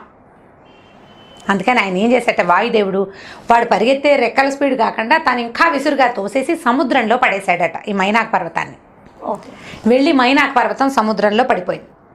ఈ సముద్రంలో పడిపోయిన మైనాక పర్వతం కథ మనకి శ్రీమద్ రామాయణంలో కనపడుతుంది. ఆంజనేయుడు సముద్ర లంఘనం చేసేటప్పుడు ఈయన ఎగరంగానే సముద్రంలోంచి ఈ మైనాక్ పర్వతం పైకి వచ్చిందట. వాయుదేవుడు నాకు సహాయం చేశాడు, నేను ఇక్కడ పడ్డాను కాబట్టి నా రెక్కలు నాతోటే ఉంటాను, రెక్కలు తెగిపోయి నేను భూమిలో పడకుండా నన్ను సముద్రంలో పడేశాడు వాయుదేవుడు. వాయుదేవుని కుమారుడైన హనుమంతుడికి నేను సహాయం చేయాలన్న ఉద్దేశంతో ఈ మైనాక పర్వతం పైకి వచ్చి అయ్యా ఆతిథ్యం తీసుకుని వెళ్ళమందట. శ్రీమద్ రామాయణం శ్రద్ధగా వినేవాళ్ళకి, చదివే వాళ్ళకి అందరికీ ఈ విషయం తెలుస్తుంది. తెలియని వాళ్ళు ఇప్పుడు తెలుసుకోవటమే. ఈ లేచిన పర్వతం మీద ఆంజనేయుడు నేను చాలా పెద్ద పని మీద వెళ్తున్నాను, ఇప్పుడు నేను ఆగలేనని జస్ట్ కాలు ఆనించాడు, చెయ్యి ఆనించాడని కూడా కొన్ని చోట్ల చెప్తారు. ఒక్క క్షణం అట్లా ఆనుకొని వెళ్ళిపోతే ఈ మైనాక్ పర్వతం నీళ్లలోకి వెళ్ళిపోయింది. ఇలా కొండలకి రెక్కలు చేసిన తరుణంలో వింధ్య పర్వతం చాలా పెద్ద కొండట. అయితే ఈ నారదుడు ఆయన అటు ఇటు తిరుగుతూ ఉంటాడు, ఊరంతా తిరుగుతూ ఉంటాడు. త్రిలోకాలు తిరుగుతాడు ఆయన, త్రిలోక సంచారి, ఆయన పేరే అది. అంటే స్వర్గం, భూమి, పాతాళం ఈ 3 లోకాలు తిరిగేవాడు. ఈ తిరుగుతున్నప్పుడు ఇవి వచ్చి ఏం చెప్పేవాడట, హిమవత్ పర్వతం అంతా, మేరు పర్వతం ఇంత అని చెప్పేవాడు. మనకి ఈ పర్వతాలు మనకు భూమి మీద కనపడేవి కాకుండా ఈ కైలాసానికి పైన దేవతలు నివసించే ఒక కొండదట మేరు పర్వతం, దాని పేరు. ఆ మేరు పర్వతం ఏంటంటే బంగారపు కొండట. అది బంగారం, కొండంతా. ఆ మేరు పర్వతం గురించి గొప్పలు, హిమవత్ పర్వతం గురించి గొప్పలు, హిమవంతుడు అంతుంటాడు వీళ్ళు ఇంతుంటారని చెప్పేసరికల్లా ఈ వింధ్య పర్వతానికి ఏమనిపించిందిట, ఏమిటి వీళ్ళకైనా గొప్ప, ఈ నారదుడు ఇంతగా చెప్తున్నాడు, పెద్దగా ఉండటం వల్లే హిమవత్ పర్వతానికి అంత గొప్ప. మొదటిది. మేరు పర్వతం బంగారుమయం అవటం వల్లే గొప్ప. ఇప్పుడు నేను బంగారం వాడిని కాలేను కానీ పెద్దవాడిని కాగలను అని అనుకుని ఈ పర్వతం అట్లా పెరగడం మొదలెట్టిందట. మొదలెట్టి ఆకాశం దాకా వెళ్ళిపోయింది. ఆ రోజు ఏమైంది, ఈ వ్యవహారం జరుగుతోంది. సూర్యుడు మామూలుగా ఏం చేస్తాడు, లోక సంచారకుడు కదా, సూర్యుడు పొద్దున ఒక చోట మొదలుపెట్టి తిరుగుతూ వెళ్తాడు. తిరగాలి, ఆయన రెస్ట్ తీసుకునేది కాసేపే. ఈ తిరుగుడు క్రమంలో ఆయన తూర్పు నుంచి పడమటికి వస్తూ ఉండగా ఈ వింధ్య పర్వతం పెరిగిపోయింది. మధ్యాహ్నం అయ్యేసరికల్లా సూర్యుడు ఆగిపోయాడు, వింధ్య అడ్డం పడిపోయింది. ఇప్పుడు ఎక్కడైతే సూర్యుడు ఆగిపోయాడేమో అక్కడేమో కాలిపోతుంది భూభాగం అంతా. వాళ్ళంతా మొత్తం అంతా పగలే, వాళ్ళకి రాత్రుళ్ళు లేవు. వింధ్య పర్వతానికి రెండో పక్కంతా రాత్రి. ఓకే, అంతా చీకటి మయం, సూర్యుడు లేడు కదా మరి, రాత్రే వాళ్ళకి. చంద్రుడికి రావాలో వద్దో తెలియదు, వస్తే కూడా ఆయన సగమే, మళ్ళీ ఇంటికి ఎలా వెళ్తాడు చంద్రుడు వస్తే మాత్రం. దాంతో అల్లకల్లోలం అయిపోయిందట. అయిపోతే సరే ఈ నారదుడు చేసిన కొంటె పని ఇది అని చెప్పి ఈయన బాగా పెంచాడనమాట ఈ వింధ్య పర్వతాన్ని. ఆ వింధ్య పర్వతం ఏం చేసేదట, అంతకుముందు కూడా వింధ్య పర్వతానికి ఈ లక్షణం ఉంది, తనకు కావలసినప్పుడు ఎత్తు పెరిగి, ఎవరైనా నడుస్తుంటే పెరిగి, ఎవరైనా నడవకపోతే దిగి, అలా రకరకాలుగా చేస్తూ ఉండేది. దాన్ని శాశ్వతంగా అణచడానికి చేసిన ఉపాయమే ఈ పని అనమాట. సరే ఇలా అయ్యేసరికల్లా ఏం చేశారు, దేవతలందరూ బ్రహ్మ దగ్గరికి వెళ్ళి, ఇదిగో ఇలా జరిగింది, ఈ లోక సంచారం ఆగిపోయింది, సూర్యుడు ఒక పక్కే ఉండిపోయాడు, ఈ వింధ్య పైకి ఎక్కిరిపోయింది, పైకి వచ్చేసింది, ఇప్పుడు ఏం చేయాలి అని అడిగేసరికల్లా సరే బ్రహ్మ ఏం చేశాట, అగస్త్యుడి దగ్గరికి వెళ్ళండి, ఆయన కాశీనగరంలో ఉన్నాడు, అక్కడికి వెళ్ళండి, అగస్త్యుడు దీని సంగతి చూడగలడు అని చెప్పాడు. ఈ అగస్త్యుడు ఆయన భార్య లోపాముద్ర ఇద్దరు కాశీలో నివసిస్తున్నారు. కాశీ విశ్వేశ్వరుడి సేవించుకుంటూ అక్కడే ఉన్నారు. ఉంటే సరే వీళ్ళంతా వెళ్ళి, అయ్యా ఇలా జరిగింది, ఇక్కడంతా ఈ రకంగా ఉంది, ప్రపంచం ఆగిపోయింది, లోక సంచారం లేదు, శివుడు తిరగలేకపోతున్నాడు, సూర్యచంద్రుడు లేకపోతే భూమి చాలా అవస్థల పాలవుతుంది, మీరు ఏదైనా చెయ్యాలి, దీనికి శాశ్వత పరిష్కారం కావాలి, ఇవాళ ఏదో చెబితే దిగిపోయి రేపు మళ్ళీ ఎక్కిపోయి ఈ గోళలు కాదు అనేసరికల్లా ఆయన ఏం చేశాడు, ఇంటికి వెళ్ళి గంగా తీరంలో జపం చేసుకుంటూ ఉండగా వీళ్ళు వచ్చారు. లోపాముద్రకి ఏం చెప్పాడంటే, ఇక కాశీ నివాసం పోయింది, ఇదే ఆఖరిది, ఇవాళ రోజే మనం ఆఖరి సేవ అని చెప్పి ఇద్దరు గుళ్ళోకి వెళ్ళి కాశీ విశ్వేశ్వరుని సేవించుకుని గంగాజలం తాగి నడుచుకుంటూ వచ్చారు. వెనక్కి వచ్చేసరికల్లా ఈయన ఆ వింధ్య పర్వతం దాకా రాగానే ఆ వింధ్య పర్వతం గబగబా సైజు తగ్గిపోయింది, కిందకు వచ్చేసాడు. వచ్చి, ప్రభు సాయ, ఇంత మహానుభావులు మీరు ఈ దారిలో వస్తున్నారు, మీకు మనం ఏం సేవించగలనంటే, అయ్యా అక్కడికి వెళ్తున్నాను, దక్షిణ పథానికి వెళ్తున్నా, మళ్ళీ నేను తిరిగి వచ్చేదాకా నువ్వు పెరగకుండా ఇలాగే ఉండు, వినమ్రుడుగా ఉండు, వంగి ఉండు, ఇలా వంగావు కదా నా కోసం, అలాంతా వంగింది, ఇలా కిందకి ఏం కావాలి అని అడిగింది, ఇలాగే వంగి ఉండు, నేను వచ్చేదాకా వచ్చేస్తాను అని చెప్పాడు. అయితే ఈ వెళ్ళిన అగస్త్యుడు మళ్ళీ ఉత్తర పథానికి వెళ్ళాల, దక్షిణ పథంలోనే ఉండిపోయి మలై పర్వతం మీద తన నివాసాన్ని ఏర్పరచుకున్నాడు. మళ్ళీ కాశీ విశ్వేశ్వరుని సేవించటం కోసం ఆయన వెళ్ళాల. ఈ ప్రపంచంలో మనుషులకి మేలు చేయడానికి, సూర్యుడి లోక సంచారాన్ని సరిగా ఉంచటానికి దేవతల కోరిక మేరకు అగస్త్యుడు ఇక కాశీ విశ్వనాథుని సేవించడం అనేది ఇక మానేసుకున్నాడు. మానేసి ఇంకా ఆయన తిరిగి వచ్చాడంటే వీడు మళ్ళీ మామూలు అయిపోతాడు, పైకి లెగుస్తాడు కదా. మళ్ళీ వచ్చి రోజు తిరిగే ప్రక్రియ పెట్టుకోలేదు. ఇంకా అసలు ఆయన వెనక్కి తిరిగి దక్షిణాపథం నుంచి వెనక్కి వెళ్ళలేదట, మళ్ళీ కాశీకి వెళ్ళకుండా సౌత్లోనే ఆయన ఉండిపోయాడు. దానివల్ల అప్పుడెప్పుడో ఎత్తుగా ఉండే ఈ కొండలు దిగినాయి. ఇప్పుడు కూడా కొన్ని అసలు నేలకి బలపరుపుగానే ఉన్నట్టుంటుంది వింధ్య పర్వతం. వింధ్య చాలా గొప్ప పర్వతం. ఈ మన అమ్మవారు వింధ్య పర్వతం మీద నివసించేదని వింధ్యవాసిని అని ఒక దేశం ఉంది. మనకున్న అమ్మవార్ల రూపాల్లో వింధ్యవాసిని ఈ పర్వత శిఖరం మీద ఉంటుందట ఆవిడ వింధ్యవాసిని. ఈ వింధ్య పైన ఉండగా ఆవిడ ఆకాశంలో ఉండేది. అది కిందకి రావటం వల్ల భూలోక వాసులకు కూడా వింధ్యవాసిని సేవించుకునే అవకాశం దొరికింది అగస్త్యుడి వల్ల. లేకపోతే ఆవిడ స్వర్గంలోనే ఉండేది, అది పైకి వెళ్ళిపోయింది కదా. ఆకాశం దాకా ఉంటే ఆవిడ పైనే ఉంటుంది, శిఖరం మీద ఉన్న అమ్మవారు. ఈ కిందకి రావటం వల్లే ఆ వింధ్యవాసిని అమ్మవారి ఎక్కడుందో ఆ పర్వతాలను మనం దగ్గర నుంచి మనుషులంతా సేవించుకునేందుకు కూడా అవకాశాన్ని మనకి అగస్త్యుల వారి వల్లే కలిగింది. అగస్త్యుడు చాలా ఇలాంటి లోకోపకారాలు ఆయన ఎన్ని చేశాడో. సముద్రం మొత్తాన్ని తాగేశాడంటారు, సముద్రం మొత్తాన్ని ఒక గుటకలో తాగేశాడని అలా ఉన్నాయి అలాంటి కథలు, బోలెడు కథలు ఉన్నాయి. అందులో ఈ కథ ఇదొకటి అనమాట. ఓకే రమ్మ గారు, థాంక్యూ సో మచ్ అండి. ఓకే. ఈ వీడియో కనుక మీకు నచ్చినట్లయితే లైక్ చేయండి, షేర్ చేయండి. మరిన్ని వీడియోస్ కోసం మా ఛానల్ని సబ్స్క్రైబ్ చేసుకోండి. సుమన్ టీవీకి స్వాగతం. మనం చాణక్య నీతుల గురించి మాట్లాడుకుంటున్నాం. చాణక్యుడు పిల్లల్ని ఎలా పెంచాలో చెప్పాడండి. 2-3 మంచి శ్లోకాలు ఉన్నాయి. అది చాలా ఇంట్రెస్టింగ్గా కూడా ఉంది.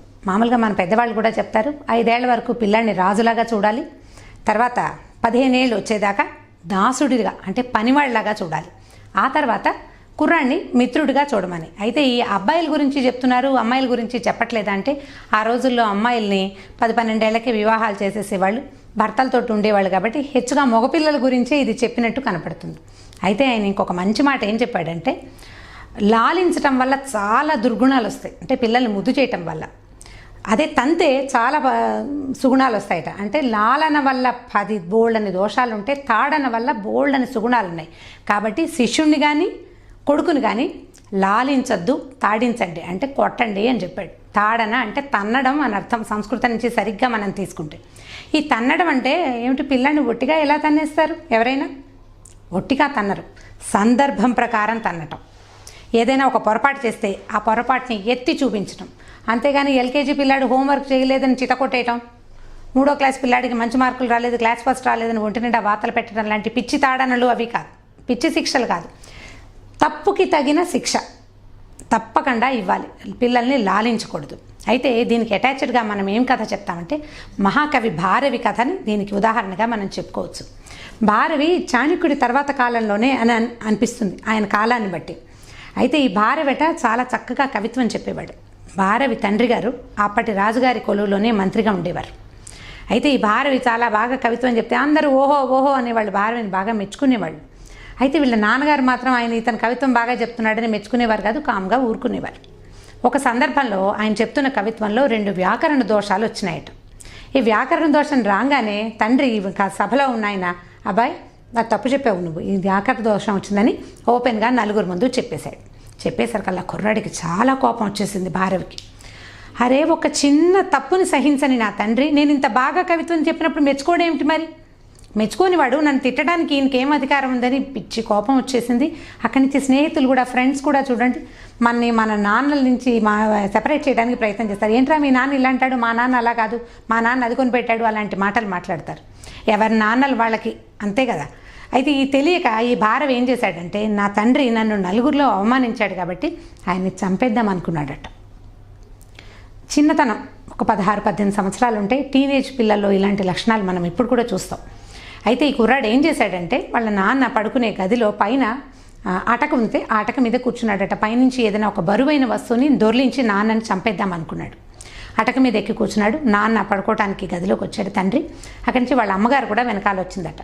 కుర్రాడు అమ్మ గదిలోంచి వెళ్ళిపోయే సమయం కోసం వెయిట్ చేస్తున్నాడు. ఇంతలో ఏమైందంటే ఆయన భార్య వాళ్ళ నాన్నగారిని వాళ్ళ అమ్మగారు అడిగారు, అదేమిటండి మీరు ఇంత మాట అన్నారు, పిల్లాడు చాలా కష్టపడతాడు, పాపం ఎంతో బాధపడుతున్నాడు, వాడంత మంచి కవిత్వం చెప్తున్నప్పుడు మీరు మెచ్చుకోవట్లేదు, ఒక చిన్న తప్పు చేసేసరికల్లా నలుగురిలో చెప్పారు, పిల్లాడు బాధపడుతున్నాడు, ఈ పని చేయకుండా ఉండాల్సిందంటే. అప్పుడు ఆయన ఏం చెప్పారంటే, అమ్మా మెచ్చుకోవటం ఎంతసేపు, మెచ్చుకుంటే వాడు అక్కడే ఆగిపోతాడు. అదే నేను ఈ తప్పు ఎత్తి చూపించాను అనుకో, మళ్ళీ ఈ తప్పు చేయకుండా ఉంటాడు. రేపు నాటికి పెద్ద కవి అయ్యాక ఇలాంటి వ్యాకరణ దోషాలుంటే వీడికి చదువు చెప్పిన గురువే వాడురా అంటారు. ఆ మాట నాకే వస్తుంది, వాడి కవిత్వం గుర్తింపును కూడా పొందదు, వ్యాకరణ దోషాలు ఉండకూడదు, వాడు నా కొడుకే కాదు నా శిష్యుడు కూడా, నేనే వాడికి చదువు చెప్పాను. కాబట్టి పిల్లల్ని ఎప్పుడూ లాలించకూడదు. నువ్వు బాగా చెప్పావు అన్నానా, ఇంకా వాడు అక్కడే ఆగిపోతాడు. అందుకని నేను వాడిని లాలించలేదమ్మా, అవసరం వచ్చినప్పుడు అతని దోషాన్ని ఎత్తి చూపించాను, అతని మంచికే కానీ చెడుకి కాదని తండ్రి చెప్పాడు. ఈ మాటలు విన్న భారవి చాలా దుఃఖపడ్డాడు. అయ్యో మా నాన్న నా మేలు కోరే చెప్పాడు, నేను నా చిన్నతనంతో తెలుసుకోలేదు, నా స్నేహితులు కూడా నన్ను అనవసరంగా ఇందులో ఎగసం తోసి నా తండ్రికి విరుద్ధంగా ప్రవర్తించేలాగా చేశారని అటక మీద నుంచి దిగొచ్చి తండ్రి కాళ్ళు పట్టుకున్నాడట. నాన్న నన్ను క్షమించండి, ఇంక ఎప్పుడు ఇలా ప్రవర్తించను, ఈ వ్యాకరణ దోషాన్ని పోగొట్టుకుంటానని మళ్ళీ కొంతకాలం తండ్రి దగ్గర విద్యాభ్యాసం చేసి, అంటే ఆ గ్రామటికల్ మిస్టేక్స్ని పూర్తిగా పోగొట్టుకుని తర్వాత కాలంలో భారవి రాసిన కిరాతార్జునీయం చాలా అద్భుతమైన గ్రంథం. సంస్కృతం తెలిసిన వాళ్ళకి తెలుస్తుంది. పంచమహాకావ్యాలని ఉన్నాయి సాంస్క్రిట్లో. ఈ పంచకావ్యాల్లో ఏంటంటే మనకి భారతదేశపు జాతీయ కవి అయిన కాళిదాసు రాసినటువంటి 2 కావ్యాలు. మొదటివి రఘువంశము, కుమార సంభవం. మూడోది ఈ భారవి రాసినటువంటి కిరాతార్జునీయం. అంటే అర్జునుడు శివుడితోటి తలపడి తర్వాత పాశుపతాస్త్రాన్ని సాధించినటువంటి గ్రంథం, ఆ కథ. దాని మీద అతను చాలా వివరంగా రాశారనమాట. దాని తర్వాత మాఘం, శిశుపాల వధ అని పేరున్నటువంటి మాఘం, తర్వాత నైషధము, ఈ 5 కావ్యాలని పంచకావ్యాలుగా భావిస్తారు. ఈ పంచకావ్యాల్లో కాళిదాసు తర్వాత స్థానాన్ని భారవి పొందాడు. ఎలా పొందగలిగాడంటే తండ్రి చెప్పిన దోషాన్ని సవరించుకుని ఇంకా ఎప్పుడూ వ్యాకరణ దోషాలు రాకుండా ఎంతో అర్థవంతమైన వాక్యాలతో, అసలు భారవిని ఎంత పొగుడతారంటే సాంస్క్రిట్ లిటరేచర్లో అతని లాంటి కవి ఇంకొకటి లేడు. భారవిని అందుకోవటం కష్టం, ఎందుకంటే భారవేర్ అర్థగౌరవం అని చెప్తారు. ఒక్క సెంటెన్స్లో ఎంతో భావాన్ని ఇమిడించి చెప్పగలిగినటువంటి కవిగా భారవి మారాడు. ఇప్పుడు వాళ్ళ నాన్న గనక అతన్ని మెచ్చుకుని ఉంటే ఆ వ్యాకరణ దోషం ఎప్పుడూ భారవికి పోయేది కాదు. అందుకని పిల్లల్ని 5-6 ఏళ్ళు వచ్చే వరకు ముద్దు చేయండి. ఆ తర్వాత నుంచి చిన్న పొన్న తప్పులు చేసినా క్షమించద్దు, ఈ తప్పు చేయకూడదని గట్టిగా చెప్పటం, నలుగురిలో చెప్పకూడదు, ఎవరి ముందు చెప్పకూడదు, ఎప్పుడు మెచ్చుకోవాలి, బాగా ముద్దు చేయాలి, అలాంటి ఉద్దేశాలు కలిగి ఉండద్దు. పిల్లలు సహజంగా ఏదో చూస్తాం, స్కూళ్ళల్లో చేర్పిస్తాం, చదివిస్తారు. లాలించడం అంటే అదే లాలన. సమయానికి ఆహారం ఇవ్వటం, సరిపడా నిద్రపోనివ్వటం, చక్కని చదువును అందించటం, ఈ లాలన సరిపోతుంది. అంతేగాని పిల్లల తప్పుల్ని కప్పిపుచ్చటం కానీ, వాళ్ళు తప్పు చేసినా పర్వాలేదు చిన్నతనమేనని సర్ది చెప్పడం కానీ చేయకుండా తప్పులకి తగిన శిక్షణ కనుక ఇస్తే 16-17 ఏళ్ళు వచ్చేసరికల్లా పిల్లలు బుద్ధిమంతులుగా మారతారు. ఆ తర్వాత పెద్దవాళ్ళు అయ్యాక భారవి లాంటి ఘనత కాకపోతే వాడికి తగిన ఘనతని కుర్రవాడు సాధించగలుగుతాడు. కాబట్టి ఎప్పుడూ పిల్లల్ని అతిగా ముద్దు చేయకూడదు. ఇది విద్యార్థులకు కూడా, టీచర్లు కూడా కాస్త బ్రైట్ స్టూడెంట్ తప్పులు చేస్తే అరే కనీసం నలుగురిలో కాకపోతే విడిగా ఆయన అబ్బాయి ఈ తప్పు చేస్తున్నావు ఇలా చేయొద్దు అని వాడిని దండించి వాడిని సరైన మార్గంలో పెట్టాల్సిన అవసరం గురువులకి, తండ్రులకి. ఇందులో తల్లులు కానీ ఇంకోళ్ళు కానీ భాగస్వాములుగా లేరండి. పూర్తిగా ఇది తండ్రిది, గురువుదే బాధ్యత. అది చాణక్యుల వారు స్వయంగా చెప్పిందే. కాబట్టి ప్రతి వాళ్ళు దీన్ని కొంచెం అర్థం చేసుకుని ఈ రకంగా పిల్లల్ని ముందుకు తీసుకెళ్తే బాగుంటుంది. ఈ వీడియో కనుక మీకు నచ్చినట్లయితే లైక్ చేయండి, షేర్ చేయండి. మరిన్ని వీడియోల కోసం సుమన్ టీవీని సబ్స్క్రైబ్ చేసుకోండి. Welcome to Suman TV. ఈరోజు నాతో పాటు రమగారు ఉన్నారు. నమస్తే రమగారు. నమస్తే జయ. రమగారు, సాధారణంగా ఇంట్లో మనం చూసుకుంటే గాల్లో మేడలు కట్టేస్తుంటారు కొంతమంది. అన్నీ ఊహించేస్తారు, ఎప్పుడో ఏదో జరుగుతుంది, నేను పెద్ద అయిపోతాను, చాలా మంచి ఉద్యోగం వచ్చేస్తుంది. ఫర్ ఎగ్జాంపుల్ చెప్తున్నాను, పెద్ద బిల్డింగ్ కట్టేసుకుంటాను, ఇలా ఉంటాను, అలా ఉంటాను, ఊహలు అనమాట. మన ఊహల్ని మన పిల్లలు కూడా దాంట్లోనే జీవించేస్తూ ఉంటారు, ఊహల్లోనే జీవించేస్తూ ఉంటారు. సాధ్యపడవచ్చు లేదా పడకపోవచ్చు. ఇదైతే కరెక్ట్ పద్ధతి కాదేమో అనిపిస్తూ ఉంటుంది నాకు, గాల్లో మెడలు కట్టడం అనేది. దీన్ని మనం ఎలా కంట్రోల్ చేయాలి, పిల్లలకి ఎలా ఆప్ చేయాలి మనం? అంటే ఇది మంచిది కొన్ని విషయాల్లో, పనికిరాదు కొన్ని విషయాల్లో. ఇప్పుడు హై ఆస్పిరేషన్స్ అంటే భవిష్యత్తు మీద ఆశ తప్పకుండా ఉండాలి, లేకపోతే మనం పని చేయలేం కదా. అది పాజిటివ్గా భవిష్యత్తు మీద ఆశ అంటే ఇప్పుడు ఎగ్జామ్ పాస్ అయ్యాక ఒక పరీక్ష రాస్తున్నాడు అనుకుందాం, ఎవడో ఒక కుర్రాడు. ఈ ఎగ్జామ్ అయ్యాక ఇంటర్వ్యూస్ వస్తాయి, రకరకాల కాల్ లెటర్స్ వస్తాయి, ఇంటర్వ్యూలు వస్తాయి. ఓ ఇంటర్వ్యూ అది ఫేస్ చేయడం, ఉద్యోగం రావటం అంత మటుకు ఓకే. ఉద్యోగం వచ్చిన తర్వాత తను ఉండబోయే ఊరు, కొనబోయే ఇల్లు, కట్టుకోబోయే బట్టలు, వాటన్నిటి మీద కూడా ఆలోచిస్తుంటే ఈ ఊహ పెరిగే కొందికి ప్రజెంట్ సిచ్యువేషన్ మీద నుంచి దాటిపోతాం. మీరు అన్నట్టు పాజిటివ్గా ఉండాలి. ఎలా ఇప్పుడు ఎగ్జామ్ అనుకున్నాం, అతను చదివితే అదే బాగా చదివి అప్పుడు ఊహించుకోవాలి, ఈ ఎగ్జామ్ నేను పాస్ అవుతాను, నెక్స్ట్ స్టెప్ ఏంటని. ఈ చదవటం అనేది వదిలేసి నేను పాస్ అయిపోతాను, ఆ ఉద్యోగం చేసేస్తాను, ఇంత శాలరీ వచ్చింది, పెళ్లి చేసుకుంటాను, ఓ పెళ్ళం వస్తుంది, ఇల్లు కడతాను, ఈ ఊహలు కాదు కదా. అది నేను అనేది. అంటే ఎప్పుడైనా ముందుకు ఊహించాల్సిందే, అది తప్పదు, అది అవసరం. కాకపోతే చెయ్యాల్సిన పని మానేసి ముందుకు వెళ్ళకూడదు. అది ఇప్పుడు తండ్రులు కానీ తల్లులు కానీ ఇంట్లో ముందు ఊహలు కనుక చేసి మాట్లాడుతూ ఉంటే పిల్లలు కూడా అలా ఊహిస్తారు. ఒకటి. రెండోది, పిల్లలు కొంతమందికి ఏంటంటే రకరకాల కథలు చదవటం వల్ల కొత్త ఆలోచనలు వస్తాయి కదా, ప్రజెంట్ సిచ్యువేషన్ వదిలిపెట్టేసి ముందుకెళ్తూ ఉంటారు, స్వారీ చేస్తారనమాట, ఊహల మీద ముందుకెళ్ళిపోతూ ఉంటారు. అయితే ఈ వెళ్ళిపోయేటప్పుడు ఏమవుతుందంటే ఒకచోట ఎక్కడ ఆగాలో పిల్లలకి తెలియదు. పెద్దవాళ్ళకి కొంత తెలుస్తుంది, ఎందుకంటే మనం ప్రాక్టికల్గా అనుభవించేది, కష్టపడేది, ఇబ్బంది పడేది పెద్దవాళ్ళు కదా. పిల్లలకి అర్థం కాదు. మనం ఏం చేయాలంటే ఇంత మటుకే ఊహించు, ఇంతకంటే ఊహించకూడదు. ఈ 4 రోజులు గడిచాక ముందు ఈ పులుసుతో ఈ ముద్ద మింగు, ఇది మింగిన తర్వాత అప్పుడు పెరుగన్నం అని చెప్తూ ఉండాలి. అయితే కథలు చెప్తాం కదా మనం, అందులో ఇట్లాంటి కొన్ని కథలు ఉన్నాయి. బృహత్ కథ కథాచరిత సాగరం అని సంస్కృతిలోవే కథలు చాలా బాగుంటాయి, అన్ని కొన్ని తెలుగులో కూడా ఉన్నాయి. దాంట్లో నుంచి ఒక కథ చెప్దాం, ఇంట్రెస్టింగ్ గా ఉంటుంది. ఇది పెద్దవాళ్ళకి పిల్లలకి కూడా, మరి చిన్నపిల్లల కోసం అని అనుకోవద్దు. ఏదైనా మనం హెచ్చుగా ఊహిస్తున్నప్పుడు నువ్వు ఆ పేలపిండి బ్రాహ్మణ కథలాగా చేస్తున్నావు అని మనం గుర్తు చేయొచ్చు అనమాట. అలాంటి స్టోరీ. ఒక ఊళ్ళోనట ఒకడు కొంచెం పేద బ్రాహ్మడు, కాస్త ఆశపోతనమాట. అతను పక్క ఊళ్ళో భోజనానికి ఎవరో పిలిచారు, బ్రాహ్మణ భోజనం అని పిలిస్తే ఇతను అక్కడికి వెళ్ళాడు. వెళ్ళేసరికల్లా వాళ్ళు ఏం చేశారు, చక్కగా ఫుల్గా భోజనం పెట్టారు. మధ్యాహ్నం దాకా అక్కడ ఉన్నాడు. వాళ్ళు ఏం చేశారంటే, అయ్యగారు పేలపిండి ఉందండి మా ఇంట్లో, ఎవరికైనా ఇద్దామనుకున్నాము, మీరు పట్టుకెళ్తారా అని అడిగాడు. బెల్లం కలిపారా అని అడిగాడు ఆయన. బెల్లం కలపలేదండి, పచ్చి పేలాలు పేలాలు వేయించి పిండి చేశారు. నువ్వు కావాలంటే బెల్లం కలుపుకుని కుడువులు చేసుకోవచ్చు, లేదా ఒట్టి పేలపిండి బెల్లం నెయ్యి కలుపుకుని ఒట్టిగా తినచ్చు. పేలపిండి అంటే అర్థమైంది కదా, జొన్న పేలాలతోటి వాటితోటి చేస్తారు. సరే, ఒక కుండ నిండా పేలపిండి పోసారు వాళ్ళు. పోసి ఆ కుండనెత్తి బ్రాహ్మడి చేతిలో పెట్టారు. దండం పెట్టి ఏదో ₹1 దక్షిణ ఇచ్చారు. వెళ్ళి రండి, మళ్ళీ అవసరమైతే పిలుస్తామన్నారు. ఈ బ్రాహ్మడు ఈ పేలపిండి చంకలో పెట్టుకుని వెళ్తున్నాడు. కొంచెం దూరం వెళ్ళాక ఏమైంది, మధ్యాహ్నం ఫుల్గా భోజనం చేశాడు కదా, 3-3:30 అయ్యేసరికి నిద్ర వస్తున్నట్టుంది అతనికి నడుస్తుంటే. 2 గంటలు పడుకుని కొద్దిగా చల్లబడ్డాక అప్పుడు వెళ్దాం అనుకున్నాడు. ఈ వెళ్తున్న దారిలో ఏవో చెట్లు చేమలు ఉంటాయి కదా పల్లెటూళ్ళంట, చిన్న అడవి లాంటిది ఉందన్నమాట. సరే, ఒక చింత చెట్టు కనపడింది. సరే, చింత చెట్టు అంటే పెద్దగా దట్టంగా ఉంటే కిందంతా నీడ ఉంటుంది. ఈ పేలపిండి కుండని తువ్వాలకు కట్టి దాన్ని వేళ్లాడేశాడు పైన. కుండ కింద పెడితే ఏ పురుగో పొడి ఏదైనా ముట్టుకుంటాయి కదా, కుక్కలు నక్కలు లాంటివి వచ్చి వాసన చూస్తాయి, కుక్కలు వస్తే మరీ పాడైపోతుంది. అందుకని కొంచెం పై ఎత్తుకి వేళ్లాడేశాడు, బాగా చేతికి అందేలాగా. ఆ బ్రాహ్మడు సామాన్యమైన వాడే, పొడుగాటి వాడి పైన ఎక్కడో ఒకట్లా కొంచెం చేతికి అందేటట్టు కట్టాడు. సరే, ఏం చేస్తాడు, ఈ కింద కాస్త కాళ్ళు చప్పుని పడుకుని ఆ కుండకేసి చూస్తుంటే, ఆహా, 5-10 రోజులకి సరిపడా భోజనం దొరికింది కదా. సాయంకాలాలు ఎంచక్క అంత బెల్లం కలుపుకుని ఇంత నెయ్యి వేసుకుని తింటే ఇక రాత్రి భోజనం తగ్గిపోతుంది, రాత్రి బియ్యం తగ్గిపోతాయి, రాత్రికి అంత అన్నం తినాలి. మామూలుగా అయితే పేలపిండి తింటే ఇంతే, మజ్జిగన్న తింటే సరిపోతుంది, ఇది హెవీగా ఉంటుందన్నమాట అని ఆలోచిస్తే అప్పుడు అతనికి అలా ఊహలు సాగుతున్నాయి అన్నమాట. నిద్ర బాగా పట్టలేదు, ఊహిస్తున్నాడు. కరువు రోజులు, ఆహారానికి బోల్డ్ అంత డిమాండ్ ఉంది. ఇప్పుడు కొన్నాళ్ళకి ఇంకా కరువు పెరిగి పేలపిండికి డిమాండ్ గనక వస్తే, ఒకవేళ పేలపిండి ఎన్ని డబ్బులు కమ్ముతాం, $1 కమ్మటం. పేలపిండి అమ్మగా వచ్చిన డబ్బులతోటి 2 మేకలు గనక, ఒక ఆడని మొగని గనక కొనుక్కుంటే, ఈ 2 ఆడ మగ ఊరుకుంటాయి ఏమిటి, 6 నెలలు అయ్యేసరికి పిల్లల్ని పెట్టవు, చెరుకో 2, 3, 4 పిల్లల్ని పెడతాయి.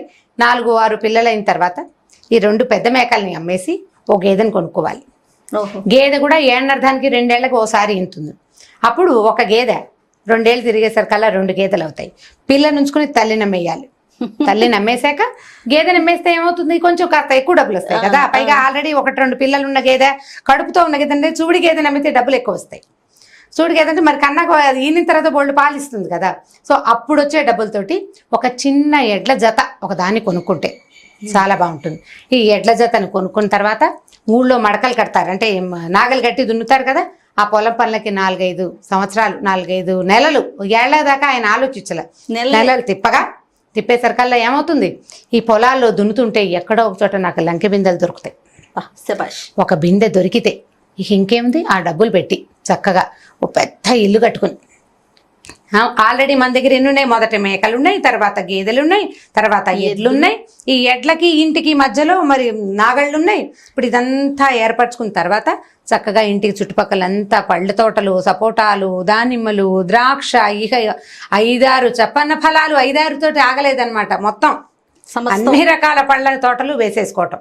అక్కడి నుంచి చక్కగా లక్షణంగా ఒక అందమైన పిల్లని చూసి పెళ్లి కూడా చేసుకోవచ్చు. నేను పెళ్లి చేసుకున్నాక ఓ ఏడాదికి కొడుకు పుట్టాడు ఆయనకి. ఏడాదికి పుట్టిన కొడుకు పిల్లాడు ఏడుస్తున్నాడు. ఏమే భార్యని ఎత్తుకోమన్నాడు. ఈయన చేతులు చెప్తున్నాడు ఎత్తుకొని. భార్య పనిలో ఉండి తీసుకోలేదు. మాట వినవా అని పక్కనున్న కర్రతోటి ఫెడేలమని ఒకటి కొట్టాడు భార్యని. ఈ కొట్టిన కర్ర దెబ్బ ఎక్కడ పడింది, పేలపిండి వెళ్ళాడేసాడు చూడకుండా దాని మీద పడింది. ఆ కుండ పగలటం ఏంటి, దబ్బమని మొత్తం పిండి అంత పేలపిండి అంటే డస్టీగా ఉంటుంది కదా, ఈయన మొహం నిండా పడింది. మొత్తం కుండ బద్దలై అంతా కింద మీద అయిన తర్వాత అప్పుడు ఆయనకి తను ఎక్కడున్నానో జ్ఞాపకం వచ్చిందనమాట. ఇప్పుడు పేలపిండితో మొదలుపెట్టిన కథ దాంతోటే ఎండ్ అయిపోయింది. కనీసం గుప్పెడు పేలపిండి సాయంకాలం తినడానికి కూడా మిగలేదు. కుండ పైన కుండని కనుక పగలగొడితే అందులో ఏం మిగలదు కదా, మొత్తం నేలపాలైపోతుంది. మొత్తం ఆ పిండి అంతా నేలపాలయ్యాక ఆ మొహం మీద పడ్డారు. చిటికెడు నోట్లో వేసుకున్న బెల్లం లేదు అందులో, అది తీయగా ఉండదు, చప్పగా ఉండి దగ్గు గొట్టొచ్చేస్తుంది. మంచినీళ్ళు కావాలి. సరే, ఇంకేం చేశాడు, అయ్యో దేవుడా నేను ఊహించి ఉన్నది కూడా పాడు చేసుకున్నానే అని ఏం చేశాడు, ఆ కుండ అక్కడ వదిలిపెట్టేసి ఆ తువ్వాలు మాత్రం నెత్తిన మీద కప్పుకుని మెల్లిగా ఇంటి దారి పట్టాడు. ఇప్పుడు గాల్లో మేడలు కడితే మనం ఎక్కడున్నామో అక్కడే ఉండిపోతాం. ముందుకి వెళ్ళడానికి మేడ కట్టకూడదు, మెట్లు ఎక్కాలి. ఒక మెట్టు ఎక్కితే అప్పుడు పైకి వెళ్తాం, ఇంకో మెట్టు ఎక్కితే ఇంకా పైకి, వరుసగా మెట్లు ఎక్కుతూ వెళ్ళిన వాడే గాలిలో ఉన్న మేడని చేరగలడు, కానీ కింద నుంచి దాని ఎత్తును గురించి ఆలోచించేవాడు చేరలేకపోతాడు. పదే పదే పిల్లలకి ఇలాంటి కథలు చెప్తే ఎక్కువ స్ట్రెచ్ చేయొద్దు. ఏ ఆలోచన అయినా పరీక్ష బాగా రాయటం, దానికోసం మనం ఏం చేయాలి, అంత మటుకే చేయాలి. ఎగ్జామ్ అయిపోయి మార్కులు వచ్చేసిన తర్వాత అప్పుడు ఇంకో దాని గురించి ఆలోచించాలి. ముందే భవిష్యత్తుని ప్లాన్ చేసుకుంటే ఎలా ఉంటుంది? అంత ప్లాన్ చేయకూడదు, కొద్దిగా వేగ్గా ప్లాన్ చేసుకోవాలి. ఇలా ఒక్కొక్కటి నిదానంగా, మా ఇంట్లో ఉండే మేడ, దాని మా మేడ, దాని మెట్లు, దాని పక్కన ఉండే చెక్క రైలింగు, ఇవన్నీ ఆలోచించకూడదు. అవి ఆలోచించడం వల్ల ఏమవుతుందంటే మొదటికి మోసం వస్తుంది అన్నమాట. కానీ వినటానికి నవ్వు తెప్పించేలాగా ఉన్నా కూడా కథ చాలా నిగూఢ అర్థం ఉంది. ఆలోచింపజేయాలి. అదే ఆలోచిస్తే తల్లులందరూ దయచేసి ఆలోచించి, అంటే ఆగాలి. తల్లులు కాదు, తండ్రులు కూడా. ఎగ్జాక్ట్లీ. అమ్మ నాన్న ఇద్దరు ముందు మీరు గాల్లో మేడలు కట్టకండి. పిల్లలకి అలాంటి హ్యాబిట్ చేయకూడదు. ఒకవేళ వాళ్ళకి అలాంటి హ్యాబిట్ ఉంటే ఇలాంటివి చెప్పి ముందుకెళ్ళకూడదు. ఇక్కడ ఇవాళది కావాలి, ఇవాళ రేపు ఎల్లుండి వరకే ప్లానింగ్. దానికి ఒక లిమిట్ పెట్టుకోవాలి అని చెప్తుంటే బాగుంటుంది. మంచి కదా, ఇది చెప్పడానికి బాగుంటుంది. ఎప్పుడైనా పిల్లలు కానీ పెద్దవాళ్ళు కానీ ఓవర్ యాక్షన్ చేసినప్పుడు గుర్తు చేయడానికి పింగళ వారి పేకిలాగా ఈ కథ కూడా చెప్పుకోవచ్చు అన్నమాట. ఎక్సలెంట్ స్టోరీ రమ్మగారు, చాలా బాగుంది, ఆలోచింప చేసేలాగా. ఇంకొక స్టోరీతో మళ్ళీ కలుద్దామండి. తప్పకుండా. నమస్తే. ఈ వీడియో కనుక మీకు నచ్చినట్లయితే లైక్ చేయండి, షేర్ చేయండి. మరిన్ని వీడియోస్ కోసం మా ఛానల్ని సబ్స్క్రైబ్ చేసుకోండి.